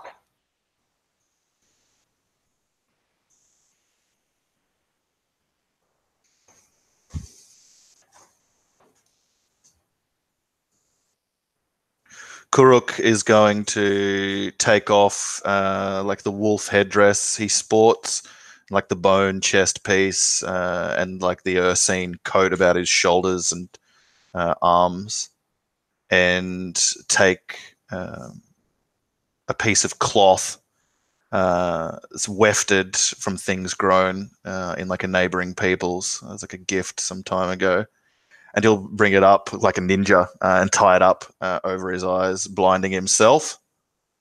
And he'll use like the wolf's nose and the bear's claw, and the owl's mind for this, not his own eyes. And he tries to attune with the four senses as he stands before the lake, blind and ready.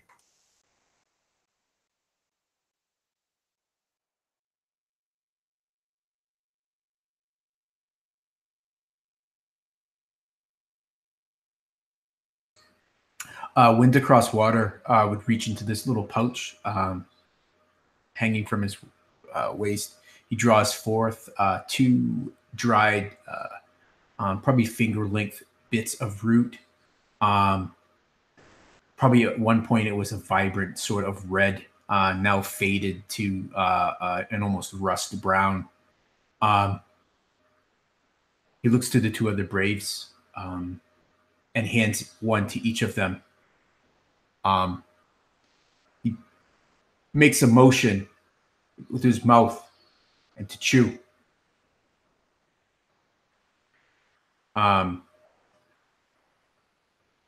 this is probably something that when they were on a war party would have been done before. Effectively what I'm doing, Taylor, is I am flavoring Longstrider, which when they chew the root, their speed will increase by 10 for up to an hour. So I'll leave it to them to decide when they will chew it. But as warriors, they would know best. Excellent. And effectively, I cast it at level 2 so that I can give it to both of them. Lionel, go Chewing ahead the and take root. inspiration for that. That was just really good. Awesome.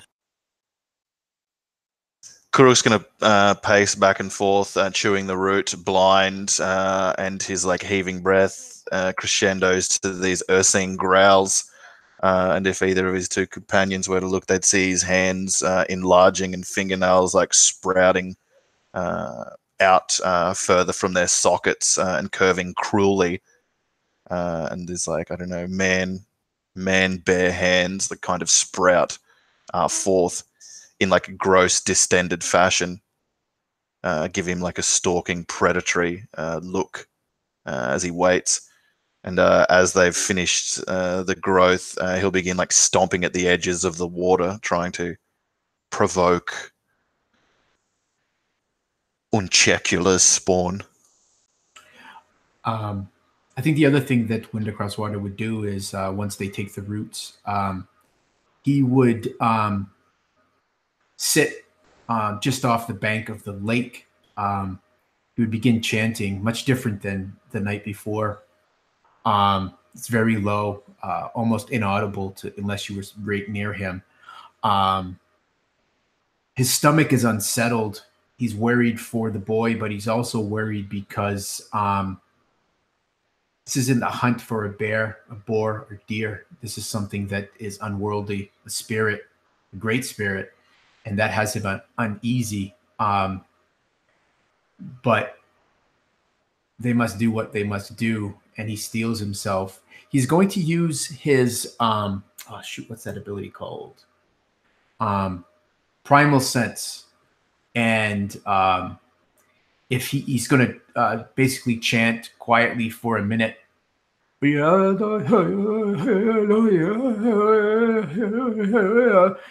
after doing so, he would be able to sense the general direction of any. I imagine celestials are reskinned as spirits in your world, Taylor. Absolutely. So he would be able to sense any of those within a 5-mile radius of where they are right now. 5 miles. You sense one very close. Perhaps even in the very water nearby. 200, 300 feet away. But it's deep. Well below the surface. But what troubles you more is that you sense 2 others. Farther. Much farther. But they seem the same. He would spring to his feet, turn to the others, and we quickly pantomime as best he can. He would make his hands the placid lake. We'd have one finger, and he would say, signal that it's below the lake, moving it below his other hand. And then he would put up 2 more fingers, and he would move it further.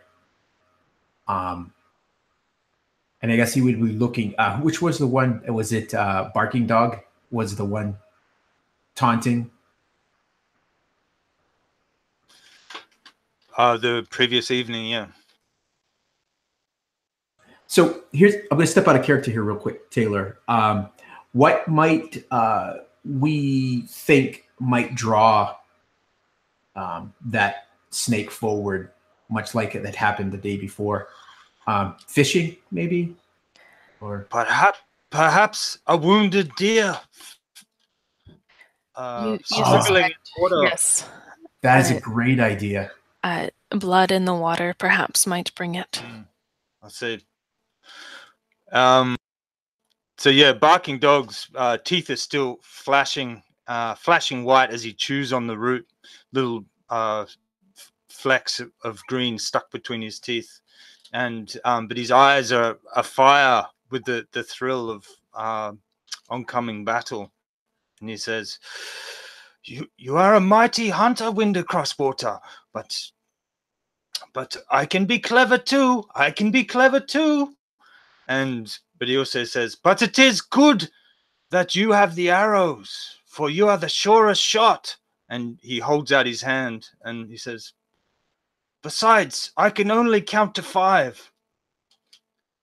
Twice," he says, looking at his other hand.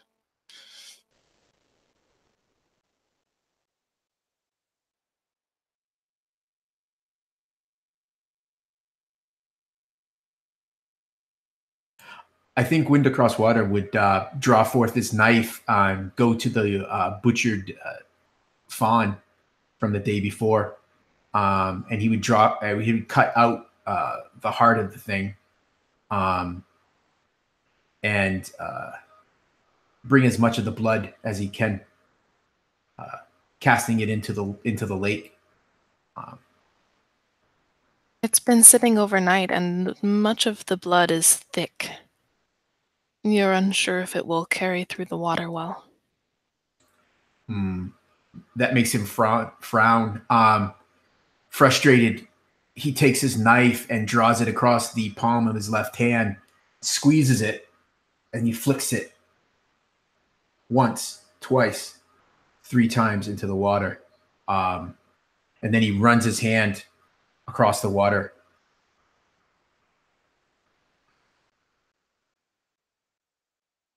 So hit point of damage for the cut. Yeah. Flavor blood, it's fine.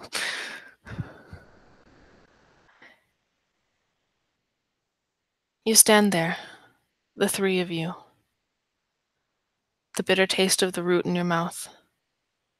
The sting of your palm.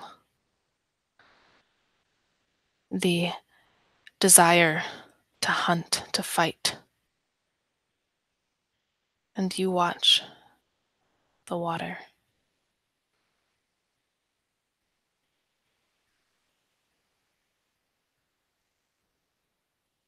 is still, so still.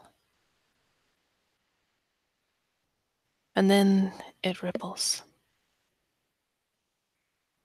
A little at first, and then a little more.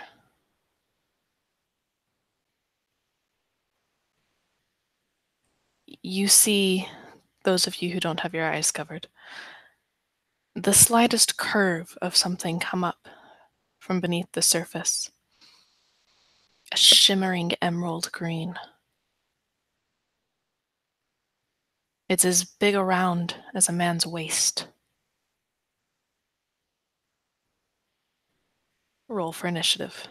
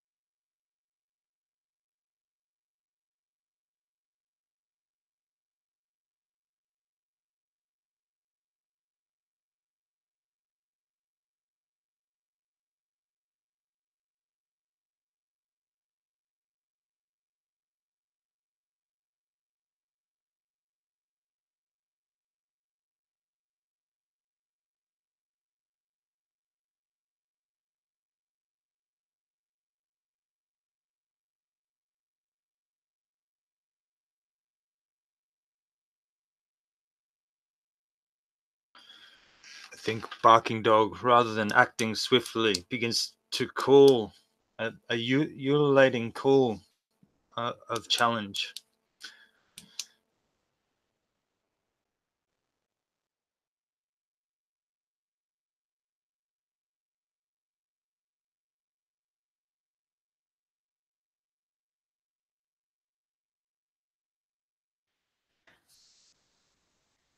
Uruk, you are first to act.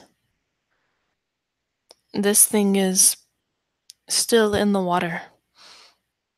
In the deeper part, you'd have to go at least waist deep to get to it. But it's there. I'm going to let back my head and give out like a deep, sonorous bear roar. That's like that can't be my own voice given like the dimensions of my chest and mouth, but there it is to be heard. And there's twigs and like saplings snapping and breaking in a rumble as a great gnarled brown bear with like a scar down its face and like a one lip like peeled back from some old wound, shaggy and reeking, comes roaring forth as I conjure animal. And then as it like runs up nearby to me, I'll complete my transformation and turn myself into like a similar kind of bear and join in with the run as we like charge in to the water to try and rip this snake in half between us. You can absolutely reach it this turn if you would like. Will it take my full movement? Yes, to get that deep into the water, it will. Okay. Then that's it. I'll conjure. I'll conjure the animal actually so that it's not heaps far from behind me. Actually, it has like a certain range proximity to me. I'll just check that now. 60 feet. So it has to be within 60 feet of me. So I'll do it actually a bit before in front of me so that I'm running to catch up with it. I'll just retcon that. And so that it charges in behind, I want to try and get that I'm at its head and the bear that I summoned is at its tail. And then I will like roar out from one bear to another for it to rip it to pieces, which it will attempt to do. Because it has its attack even though I don't. Yeah, absolutely. So here we go. It's going to do 1 bite and 2 claws. The bite is a 23 to hit. The claws are 18 and a 25 to hit. Okay, and give me those damage separately, please. Okay. D8 plus 5. So the bite is 10. The second claw is, holy shit, 16. And the other claw is 10. Okay. And that's while I imagine while it's like savaging at its tail and like spewing up the water and like blood's flying, I'm kind of dodging from side to side at its head, trying to keep its attention on me while the bear that I've called is just ripping it to shreds from behind. The bear is indeed ripping it to shreds. In the water, now that you're closer, you can see this thing. It's 25 feet long at least. It writhes in along itself, twisting and pulling, but the bear's claws rake it, and it begins to ooze blood into the water. Wind over water.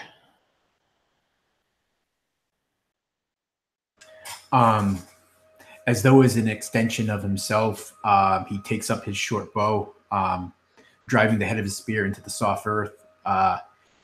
He pulls out an arrow, careful not to grab the special ones. And while he's doing so, he's repeating this chant taught to him by his father. And as he does so, it steadies his breathing, steadies his hand. He's effectively casting Hunter's Mark, which he will mark on this snake as it writhes up. He lets an arrow go. About how far away is it, Taylor? If you're still on the shore, it's about 25 or 30 feet in. Okay, and I'm even further back from that because he came back a little bit. But yeah, probably about 10 feet back. Probably not going to be a hit. That's a 6 plus 6. That is a 12. The arrow pings off the scales. He feels the ache of his hand where he cut it. The bow not sitting quite as well as he would have liked. Yeah, misses. And did you take the feat with 2 attacks for your ranger? I did not. I took one of the more flavorful ones. Okay. And that brings us to Unchecula's spawn. It is in the water. And as it turns about, you see this serpentine head come up from the water. It appears to have small claws protruding. Not quite fins, but not quite claws either. Like some bastard cross between a fish and a turtle with the claws from a turtle's hands or feet. And it turns about, and impossibly fast, it whirls on the bear that's attacking it from behind. It, let's see, 24 to hit. Twice. Its AC is 12. Yep, and 15 to hit. Just. And it will begin to... first, let me see if it kills this bear. Ooh, that's sound pretty confident there, Taylor. This thing... So it strikes out with its bite. And then one of the small claws rakes across the bear's side. We're going to do...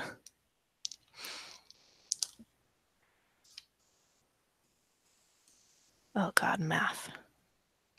Lucky you're an engineer. 17 from the first hit. Whew. Yep. It roars in agony. And so that's the bite. I need a Constitution save from your bear. Okay. DC 16. Oh, I rolled a 16 on the die, so it's going to have a positive con. Yeah, 19 all up. And then the first claw that rakes into it is 17 damage. It's very bloodied, nearly slain. And if the bear is still up, the second claw will strike out at it. Oh, geez, he's rolling really well. For 21. That misses. What? 21 damage. Sorry, it was a 19 on the die. on the bear. Oh, 19 instead of 17 damage, you mean? No, it was a 19 on the die to hit, and now he's got 21 damage for the third strike. Yeah, so I imagine like the claws go in one side and then around the other and like begin ripping at its belly while the bear rips its head back and like roars in pain. That's when it gets its throat torn out and is just like thrown with a massive bloody shaggy splash into the shallows. Slain. My bear, myself, I am a bear. I can't bear it and I just like roar and bellow in an agony as well. I knew that bear for decades. Yes, you're correct. This is a huge creature. Sorry, large. It's not huge, but it's a large creature, so it is one size bigger than all of you. Not me. I'm a bear. We're the same size. Okay. Than all of your human forms. Barking dog, you are up. You've seen this thing just rip to shreds this huge grizzled bear. Well, barking dog yells out, "We are heroes of the lake, people!" and leaps into the water. Happy now there's a space at the tail. And he's going to attack with his action surge. So let's see how that pans out. So that will be 4 attacks. 18 on the first. So that's 9 slashing. 23 for 10 slashing. 15. The 15 will miss. And a 19 for 9 slashing. So he leaps into the water. He takes 1, 2, 3 steps, and then actually may need to get closer. But when he starts to feels the water dragging on his legs, he takes a mighty leap in over and sort of lands on one of the coils, gains his footing on the other side, and begins. That tomahawk starts to flash in the sun, wet as it is with the water of the lake, up, down, slowly changing color with the what viscous substance passes for blood, and the spawn of Unchecula. Your tomahawk is cutting into it, but you notice that the scales are hard. And in spite of your strength, it seems to not hurt it quite as much as you would expect. Well, he thinks, I best make a hole in the scales. Uruk, your bear has been torn to pieces, the carcass floating in the water.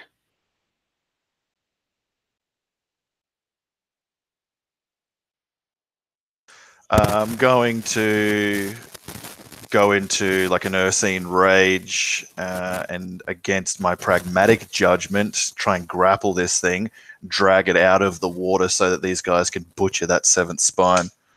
So it can try and beat me. Just kidding. It's probably going to smash me for a 18 athletics check to grapple it.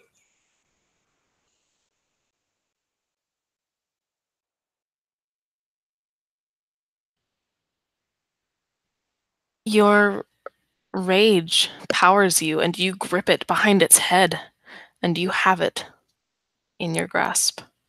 Like a panther with its mouth around an alligator, I'm going to drag this thing out of its spawned mire and up onto the shore to make a better butchery of the thing. I'll just check if there's something I can do for my bonus action. I think that one of my little healing spells here might be... Oh no, there are no bonus of those. Okay, then that's all I can do. Bonus action I just won't use this turn, but I'll use my full movement to get as far out of the drag it as far out of the water as I can. Absolutely. You pull it to the edge, and you can see the the shimmering scales. It would be beautiful if it weren't so terrifying. Wind over water. Wind over water is thankful that his friend is drawing this thing out of the water. He can see it better now. He drops to one knee to try to steady his shot, brings another arrow to his bow, blocking out the pain in his hand, and he fires. Again, using not one of the prepared arrows. He fires it. It hits, and for just hitting a 16, but only for 5 piercing and 1 extra damage from Hunter's Mark. Your arrow strikes the creature, and do you see it seems to almost get stuck between 2 scales. But as it's pinned, its head whips around to you, and it locks eyes on you. And you feel a burst of fire coming towards you. You're going to take 7 fire damage, unless you can roll a dex save. All right. No, I don't think so. Well, actually, 17. Hang on, I gotta do math. I forgot that's one of my. I'm a ranger. I forgot that's. You're actually good at dex saves. Yeah. What was that? 17. Okay, yeah, you just make it. So you will take 3 fire damage, as 2 small jets of flame come bursting forth. So he probably rolls just out of the way, but it still scorches his shoulder. His flesh already started to pucker from the flame. And then he curses to himself. He remembers now, in his haste, he was grabbing the wrong arrows. He remembers the medicine man's words. He must use one of the enchanted arrows. So he'll start to draw that out as his turn ends. Yeah, and so grappling rules. Can you grapple someone that is grappling you? Yeah, you're grappling each other. Both of you have your movement reduced to 0. Okay. So if it's a grapple as part of an attack, if you're already being grappled, do you need to make that attack? I'm not sure mechanically about that. Say that again, a bit slower. So it's a grapple as part of an attack, but if you're already being grappled and grappling? No, it won't. If he gets to make an attack that is like a grappling based or grappling because of making the attack, my grappling of him doesn't affect that. My grappling just gives him speed or her speed 0. Yep. Okay. Might be thinking of restrained. When they're restrained, they have disadvantage, yada yada, some other stuff. That's what I'm thinking of. You're right. Oh, damn. Natural 1.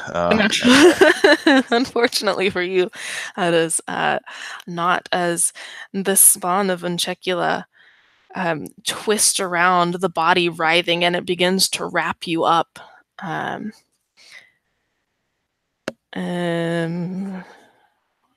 I need more dice. I know that's just what you want to hear. Nah. That is never good to hear. You just mean like more D4s and less D12s. Yeah, that's exactly it. Okay. Guys, this is going just as planned. So you're going to take until this. 25 bludgeoning damage. Is that all? And you are grappled, you are restrained, and you will take constriction damage at the start of your turn until you manage to free yourself. So just meta, what do I have to do on my turn for that? Is there like saves or? It is an action to break out DC 16. Cool, thank you. I mean, not You're thank welcome. you. I hate that. Barking dog.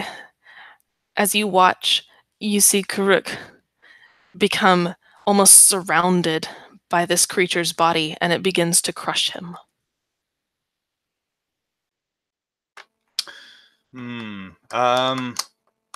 So that DC 16 meta clarification here. Is there that DC 16 is a save or is that a grapple DC? So that's for him to get out of his grapple. Athletics, okay. Yeah. Okay, barking dog. He follows this snake that's dragged by his friend, the bear, up onto the shore. And as he's walking towards it, he lifts out his arms and he screams and hollers and says, "I am barking dog, who has nipped at the tail of your fears ever since you cracked your black egg." And he's going to let out a war cry.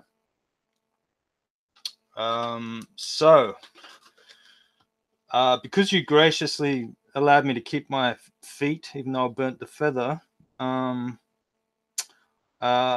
enemy saves are at disadvantage, and it has to save versus DC 13 or become frightened for 1 minute, which will put its any skill checks at disadvantage as well.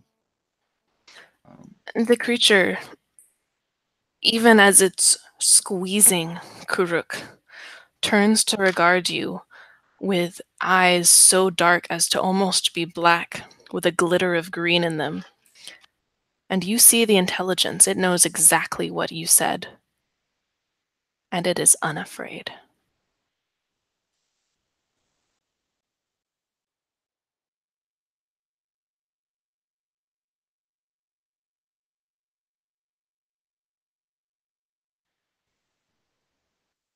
Kuruk, it is the start of your turn. You will take... Oh, that's actually pretty good. Only 10 bludgeoning damage as the spawn continues to squeeze you. I am going to multi-attack. It's useless to attack it with other things, though, right? But then again, you're taking the damage down. So I'm going to multi-attack it for a bite of a miss. I'm assuming a 9 misses. AC 16 is what you're looking for. Okay. Oh, a crit for the last. So a miss with the first, a hit with the second, and a natural 20 for the third. And that'll be a real shame if this is useless damage.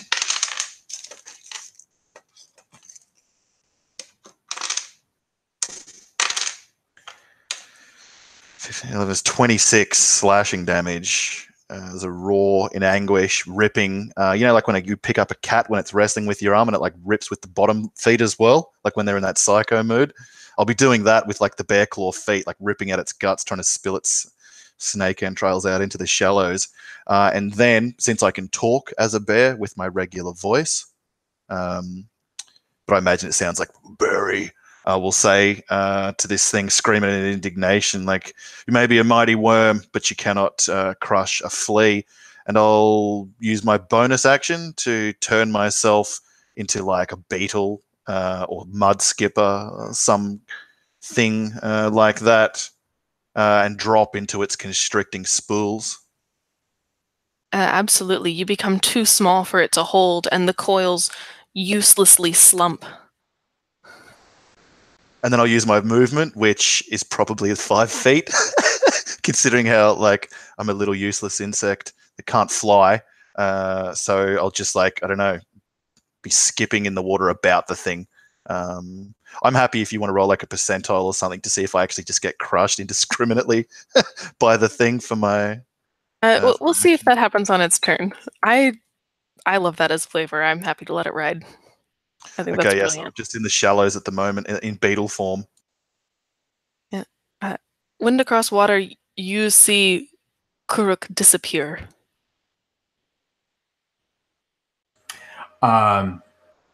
He presses himself up from the mud of the bank, some of it smeared across his face. He almost silently. He can't bellow loud like barking dog. It's very hoarse as he pushes himself up and pulls the arrow on the bow. He thinks his friend has been destroyed by this unnatural worm, and he draws the bow and then he pulls it back further than it should go. There's a creaking of the ashwood. And what he's going to do is he is using his sharpshooter feat. He's going to take a -5 to hit, and I do have a magic arrow on there. And so that's -5, which puts me down to a 13. Plus 6 is a 19. That hits. All right, perfect. So he is going to take 3 plus 13, 19 piercing damage plus 3 from Nice. the hunter's mark.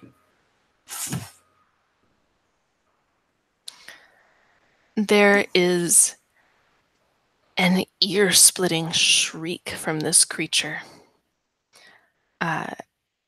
It is high and low all at the same time. It grates on your teeth as it screams. It flops a little, badly wounded, but still lives. I meant to say this, Taylor. You trust me on this. I meant to say I was aiming for like that 7th spine. You said you had the magic arrow whiz. I'm assuming you're aiming for that spine. Right after I did that, I was like, all that description, and you didn't even say the 7th freaking spine. Don't worry, I gotcha. I assumed that when you pulled out the magic arrow, you were aiming for the one spot that would work. So that's my mulligan of the session, right?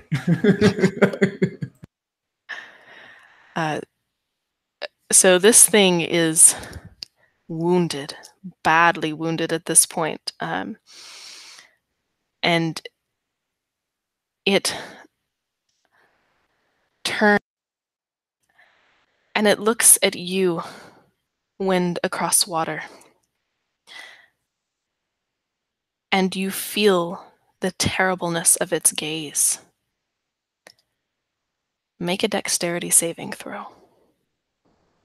I knew you were going to do that to me. 25. 25? Yeah. 19 on the die and then plus 6. So That's good for you. You are going to take... Actually, I need a dice roller for this one.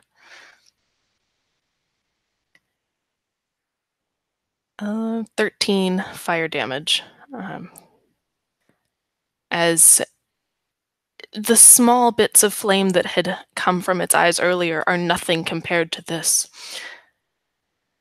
It's as if you had stepped into a fire. It swirls around you and wreaths you in flame. actually, with your permission, I am actually going to take the full damage because it doesn't make sense. I think Wind Across Water is standing there. He's full concentrated. He's got that bow drawn back as far as it can possibly go.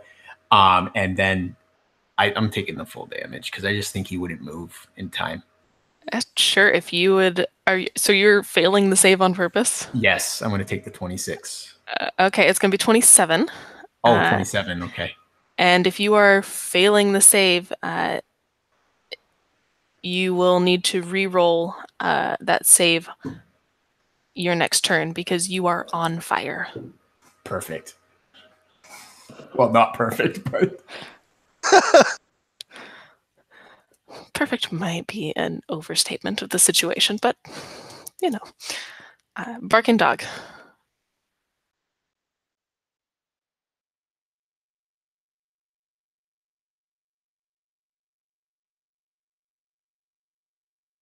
Okay, barking dog. So assuming his companion's marksmanship is accurate, so rather than try and count any kind of vertebrae himself, he's going to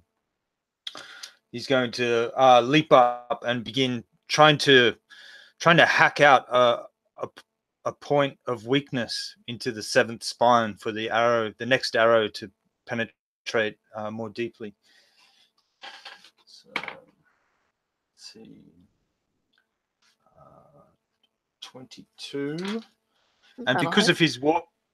of his war cry, he now receives extra damage from the ferocity of his spirit. Ooh, maximum 6, 8, 13 points. 17 to 23 on that one, and 12 points.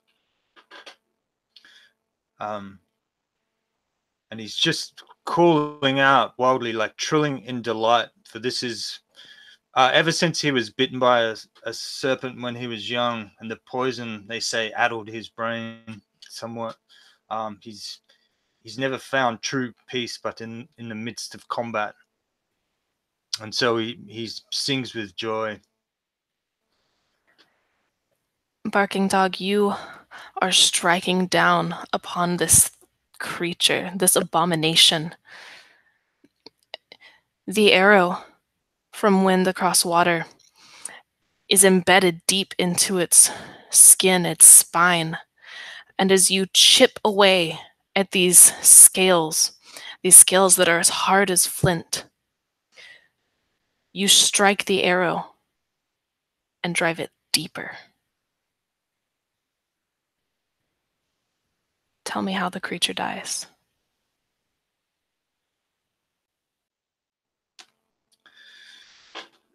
Yes. So the hatchet, he raises it up, and he's calling to the sky and calling to the ancestors of the lake people,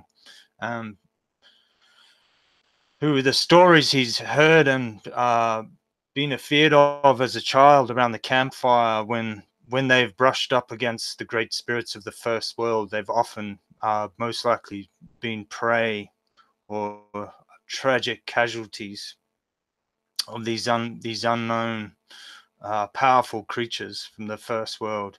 And as he calls up to the sky for the ancestors, his blow strikes deep and true, catching the flint arrowhead and driving it between the vertebrae. And so this sacred mixture collected by their friend Kuruk and mixed by old long elk. That mixture begins to find purchase in the bloodstream of the creature into into the column of its spine, and then the magic, the deep spirit magic, is suddenly engages with the quality of this serpent that is spirit and not flesh. And great spasms rack its long serpentine coils.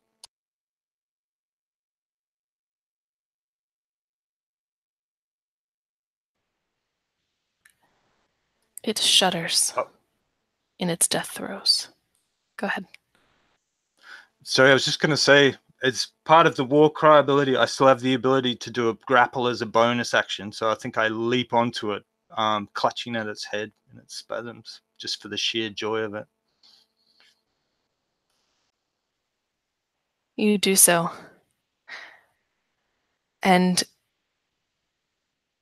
in a few seconds, it grows still. The great scaly body, half in the water, half on the sand.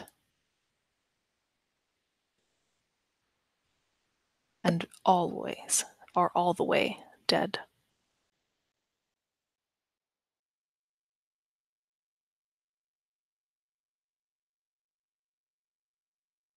We are now out of initiative. Wind Across Water quickly falls his knees into the water. His bow dropped as he splashes water up on the flames. He has this coyote cowl that is smoldering, and he pulls it off and casts it aside,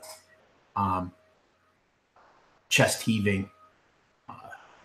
His skin just I don't know how to explain it, but anyone that's ever burned themselves, that's what it feels like right now. It's just blistered, and the pain is just deep.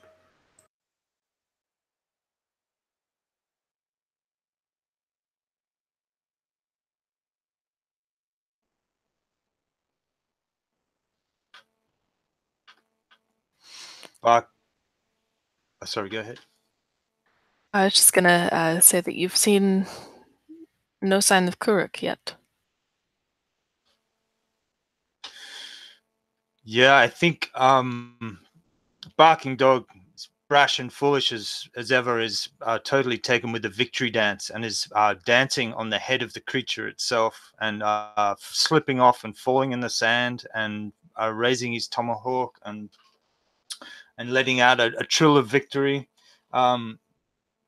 foolishly forgetting that Wind Over Water had spoken of 2 other serpents in the water. He celebrates the death of this young one and begins singing out snatches of phrases of a song celebrating the eagle eye of wind over water and wind across water. Sorry, wind across water and Kuruk's. Kuruk the bear dragging the snake onto the shore, and yeah, it's basically doing that. Down by the water's edge, a burnt Wind Across Water probably finds it strange in the still like choppy, blood-churned, corpse-strewn water that Father Turtle is like defiantly swimming towards him. And as he gets close to the edge, you can see a wet, bloody beetle atop the shell, like some chevalier atop a pretty slow steed. And as the beetle like descends down the shell, I begin to morph, like busting through my exoskeleton, retaking my birth form as Kurok. And I'll like move like with increasing pace the more human I become from the beetle to get to his side, and I'll quickly begin singing like sacred songs that were taught to me by old trees who heard it from a different kind of folk who dwelt in Second World before ours were even dreamed of. And I will cast upon you, my lord, a healing word for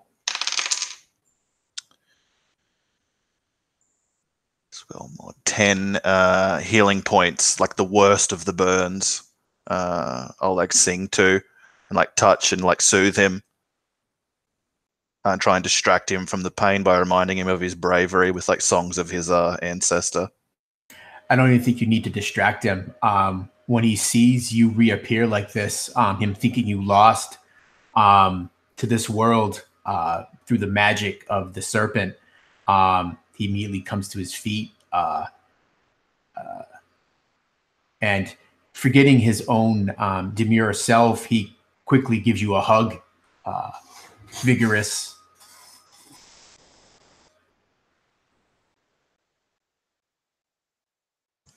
And I guess that's when you're chanting and do the healing word. Yeah. Yeah.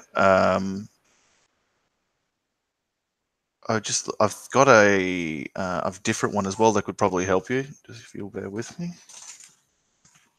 So I have to say this. So I totally forgot that I'm using the new Ranger. So I actually got every hit. I actually got +4 on my damage. I remember that after, but I was like, it didn't matter.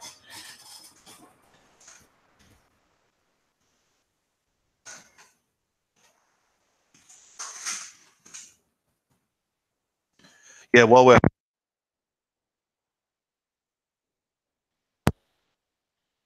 Nico, you cut out briefly. Can you hear me? Yes. Sorry. Check. Okay. Oh, sorry. I was yabbering away there. My mic must have muted.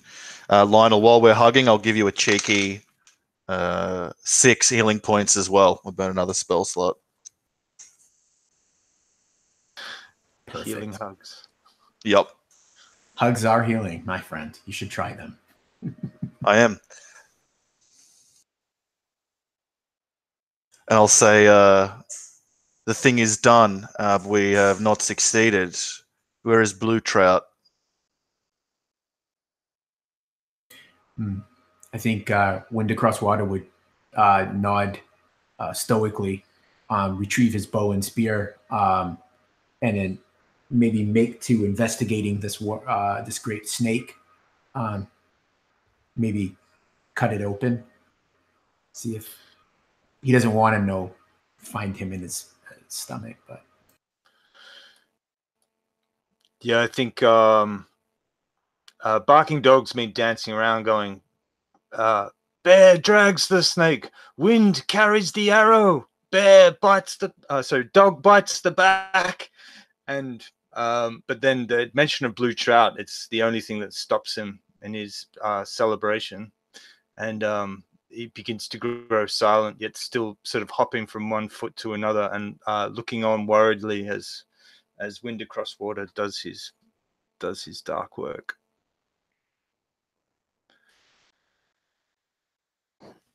It is difficult work. The scales are thick and strong. But working together, you can slice open the belly of this creature.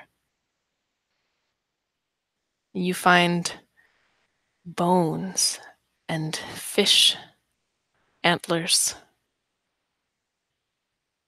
There is no sign of a boy.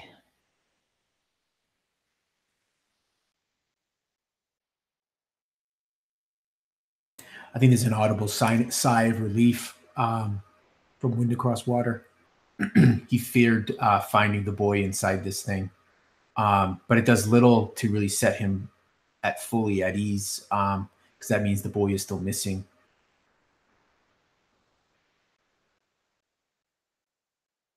Brooke has an idea, and so he'll like get down on all fours and slither up to the shallows, and speaking in some strange bubbly tongue with his lips barely brushing the surface of the lake, I'll cast Conjure Animals once more.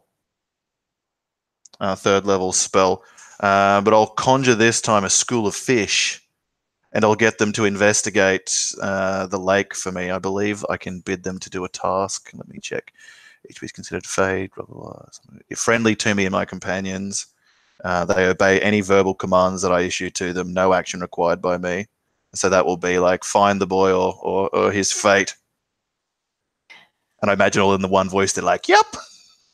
They do. It's this shimmering silver school, and they dart off. And as they go down, you suddenly see them scatter as they begin to search the lake. And you sit and you wait. Do we know of an island on this lake? Or I think he looks to his wiser companions and says, would it have a nest on an island or beneath the waters? You know there are several islands on this lake. One of the large lakes 3 days travel from here has an island said to be home to the water panther. But there are islands here too. Yep.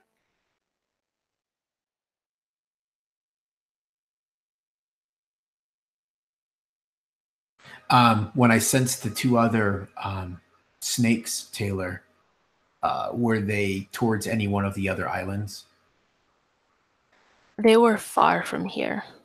They were far enough to not be in your lake, you don't think. Perhaps another river. Well away, but still near enough to sense.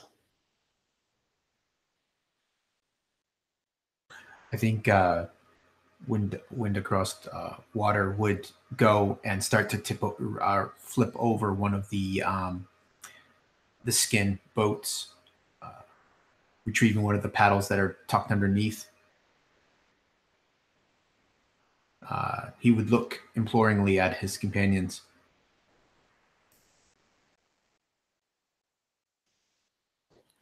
There's a splash, Karuk.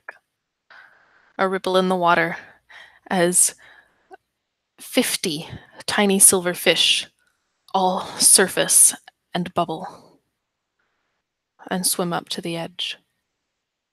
He'll place like half of his face like sidelong into the water, so like the whole right hand side of his face split down, like the line between his eyes and nose are in the water, and he'll hear with his water ear what they have to say. They speak to you in in bubbles and flashes. And you understand that there is a cavern below the surface, deep and dark, where a boy slumbers.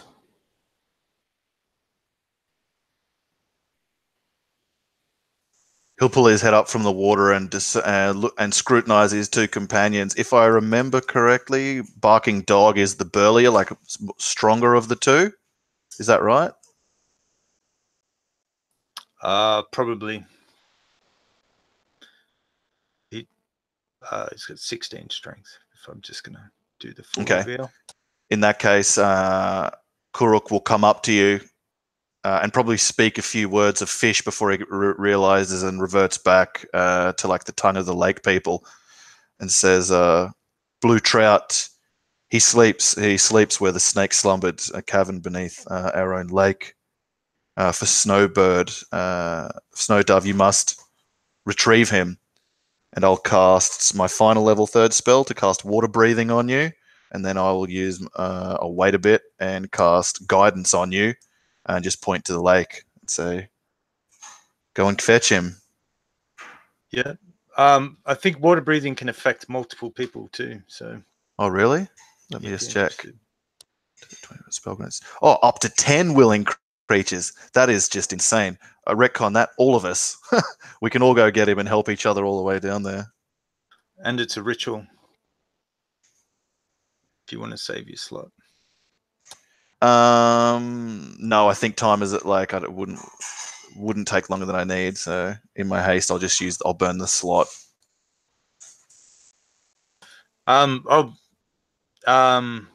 Yeah, okay. I'll just tuck my tomahawk and make sure my bone knife is tied into its sheath, and I'll be ready, and I'll look back to my companions, and I'll assume that Kuruk knows the way, seeing as he's spoken these secrets that only the fish know. I don't know the way, but the fish can lead us. So while we breathe water and swim into this lake, a school of 50 fish can guide us down. How surreal. Wind across water would stop you both, and he would put up a hand to just have you wait a second. He goes to the carcass of the serpent. He dips both hands into it and gets some of the viscera on it, and he runs it down from shoulder down to elbow for each of you. And at the same time, he's very quietly chanting. And then he does the same thing to himself. And he is casting Pass Without a Trace. So stealth will be done at +10. And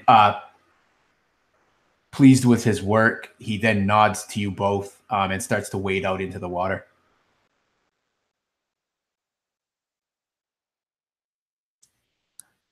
The water is warm at your ankles and your knees, but it grows colder the deeper you go. There's an instinct to not put your head underneath, to not breathe. But you do it anyways. It's cold in your lungs. It doesn't choke you somehow with Kuruk's words, with his magic. You feel the water enter, and you feel as though you should die. But it comes back out with a stream of bubbles, and you begin to swim. Down. The fish leads you out and down. You swim, and you swim. It gets dark. Very dark. The faintest glint of silver is all you can see of all of these fish. To know each other's nearby, you bump into one another, elbows and shoulders and feet touching in the darkness. Until at last, your hands reach rock, rough, and the glint of silver shoots through a small opening. And there's the faintest glow beyond.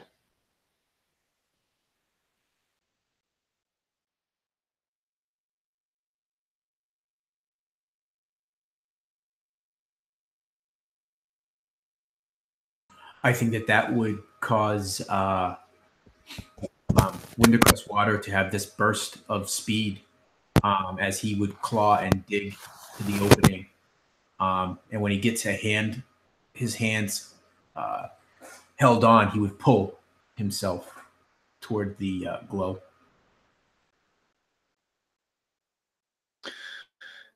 Yes, I believe Barking Dog will follow where the fish and his companions lead, but sensing there's something up ahead and knowing that they enter into some strange lair, he'll be moving softly and more stealthily than before,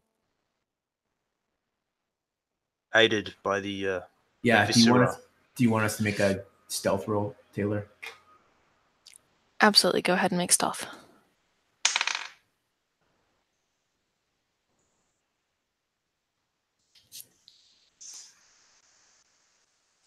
$33.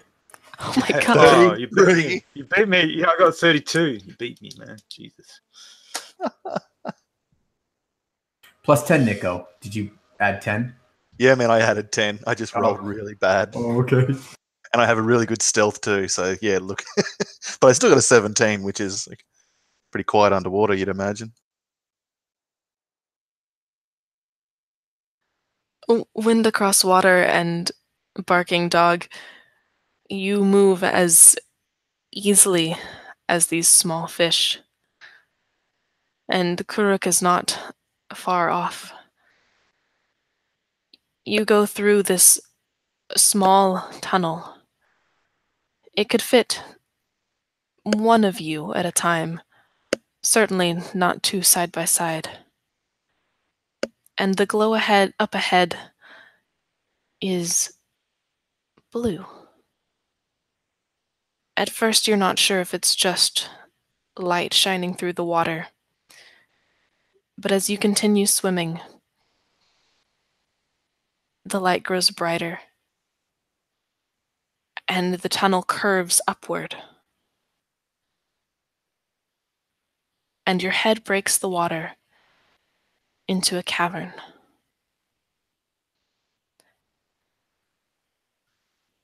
Blue algae, glowing softly, cover the walls and the rocks. They are slick and wet. It is very dark. But you can make out the features of this underwater lair. There are bones here, in a pile. And next to the pile of bones is a small boy.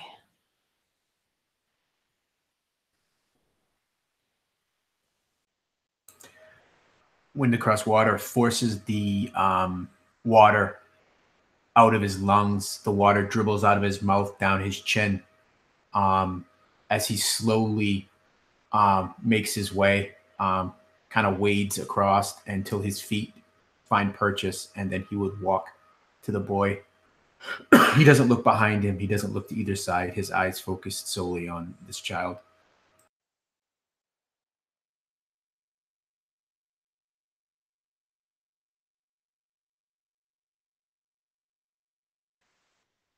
As the three of you begin to exit the water, the boy starts. He sits up. You can see, just barely, that it's blue trout. He looks around wildly, and you see him reach out for a piece of bone. It looks sharp on one end, as if he's grounded against the stone. He pushes his back against the wall and waves it in front of him, head turning side to side.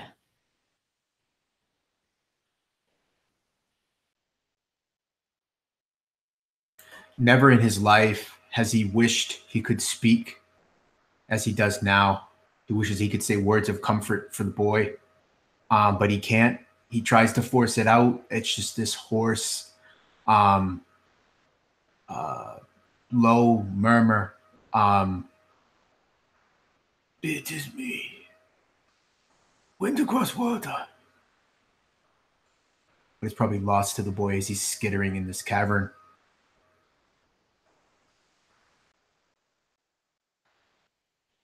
Boy.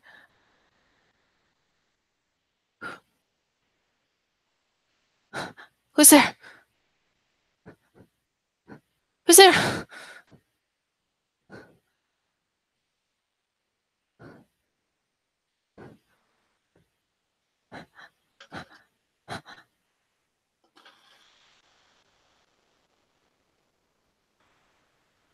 Wind across water clucks his tongue 3 times, and then a whistle. As his wits return, he remembers this is one of the ways he would call the boy to let him know when it was time to leave.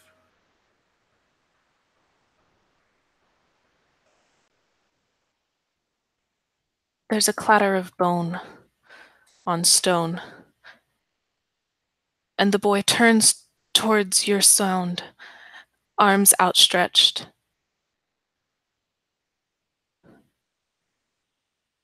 But he doesn't seem to see you.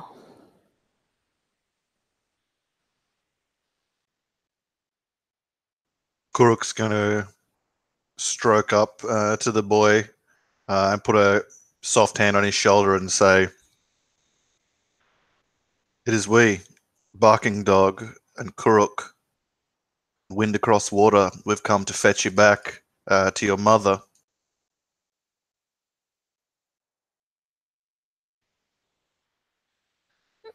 The child tries to be brave for a moment and then bursts into tears of relief. Blue trout. I think you should stick to fishing in the river, not going after the spawn of Aruntula.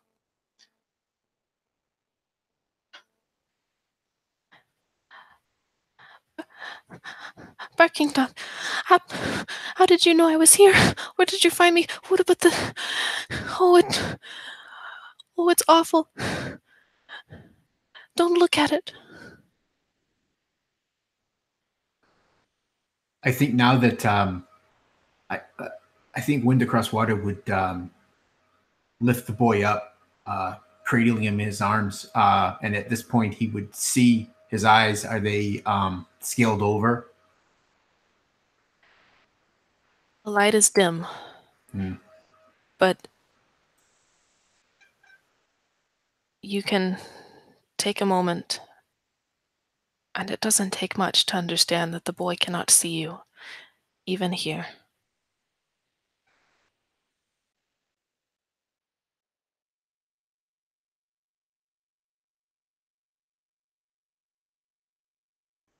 I feel so sad.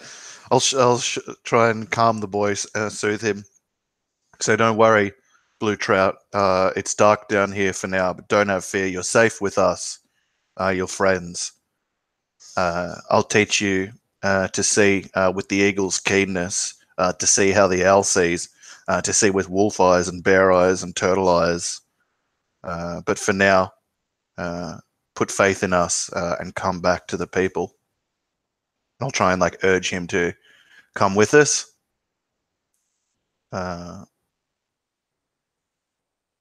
Actually, no, I won't, because he'll drown in the lake. I will do a ritual. Yeah, I was going to say. I'll do a ritual of water breathing. That'll be a brutal ending. I'll take the time to set up a ritual and talk to him all the while and just keep reassuring him with voice so as not to panic him. Yeah, and I think while Kurak is doing the ritual, Wind Across Water would kind of clear a spot, set the boy down gingerly, and he would reach back into this pouch that he has, and he draws forth some berries. They're a little wet, but still edible, and he would give one or two to the boy, kind of probably putting him in his mouth to eat. He would also offer one to Barking Dog as well. And what these are good berries. So it would restore 1 hit point, and it would meet the same requirement as eating a meal. And he would pop one in his mouth too. The sweet juices of the berry, bitter as he swallows it, though. Yeah, I think Barking Dog is hesitant. He sees this. Even he is not oblivious to the seriousness of the moment, and how something that was thought to be a celebration is tinged slightly with tragedy. And he notices something wet and clammy flipping against his foot, and it's one of the pilot fish that brought them here, that had been knocked out of the water, and he sort of kicks it back in before Kuruk notices, and moves over to Blue Trout and crouches down, and he says, "How could you think your tribe would not seek you out? We will always find you, Blue Trout, even in the deepest darkness." And then you'll chew his berry. Blue Trout nods, his hand reaching out to find your arm, and small fingers grabbing onto you for surety. I understand now. But, Barking Dog, you didn't bring any breakfast, did you?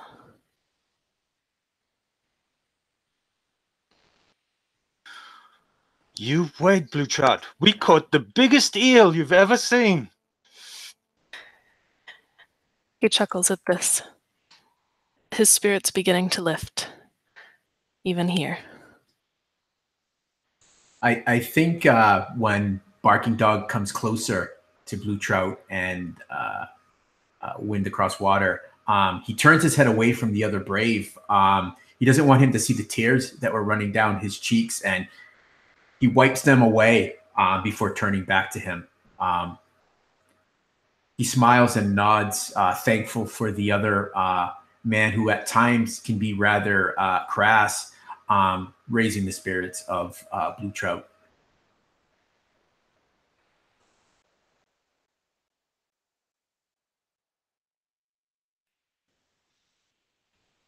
When Kuruk has finished, Blue Trout will hold tightly to 2 of you and swim out, letting you pull him along, his small feet kicking, his small form shaking from relief and cold. You can take him back to your village, to his mother, Snowbird. There is much rejoicing. She thanks you profusely.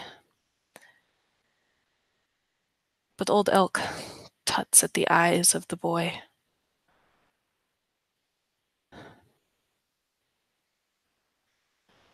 "'Tis a sad thing to see a life changed so."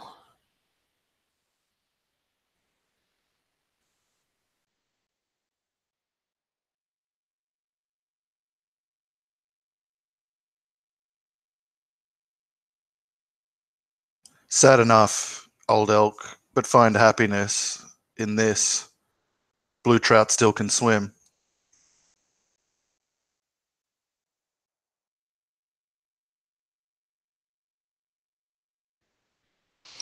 Indeed he can. And Blue Trout, whose ears have not at all been damaged, tilts his head with, "I still think I'm a really good swimmer. Can we go to the river tomorrow? Not the lake, though."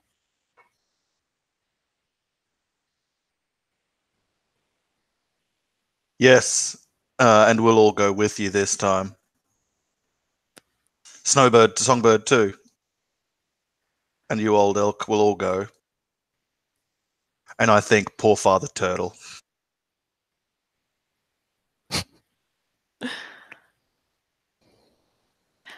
Although Blue Trout has his arms around his mother, the way he tilts his head, his blind eyes searching, he knows you are all there. He will not be alone again.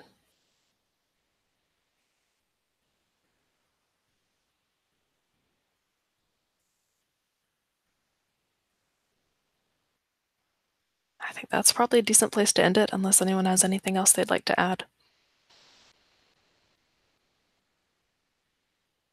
That's such a great ending. Yeah, perfect. That's it. Yeah. All right, well, thank you guys for playing. Thanks so much. I had a blast running, and if you watched now or later, thanks for watching. We'll go ahead and stop the broadcast.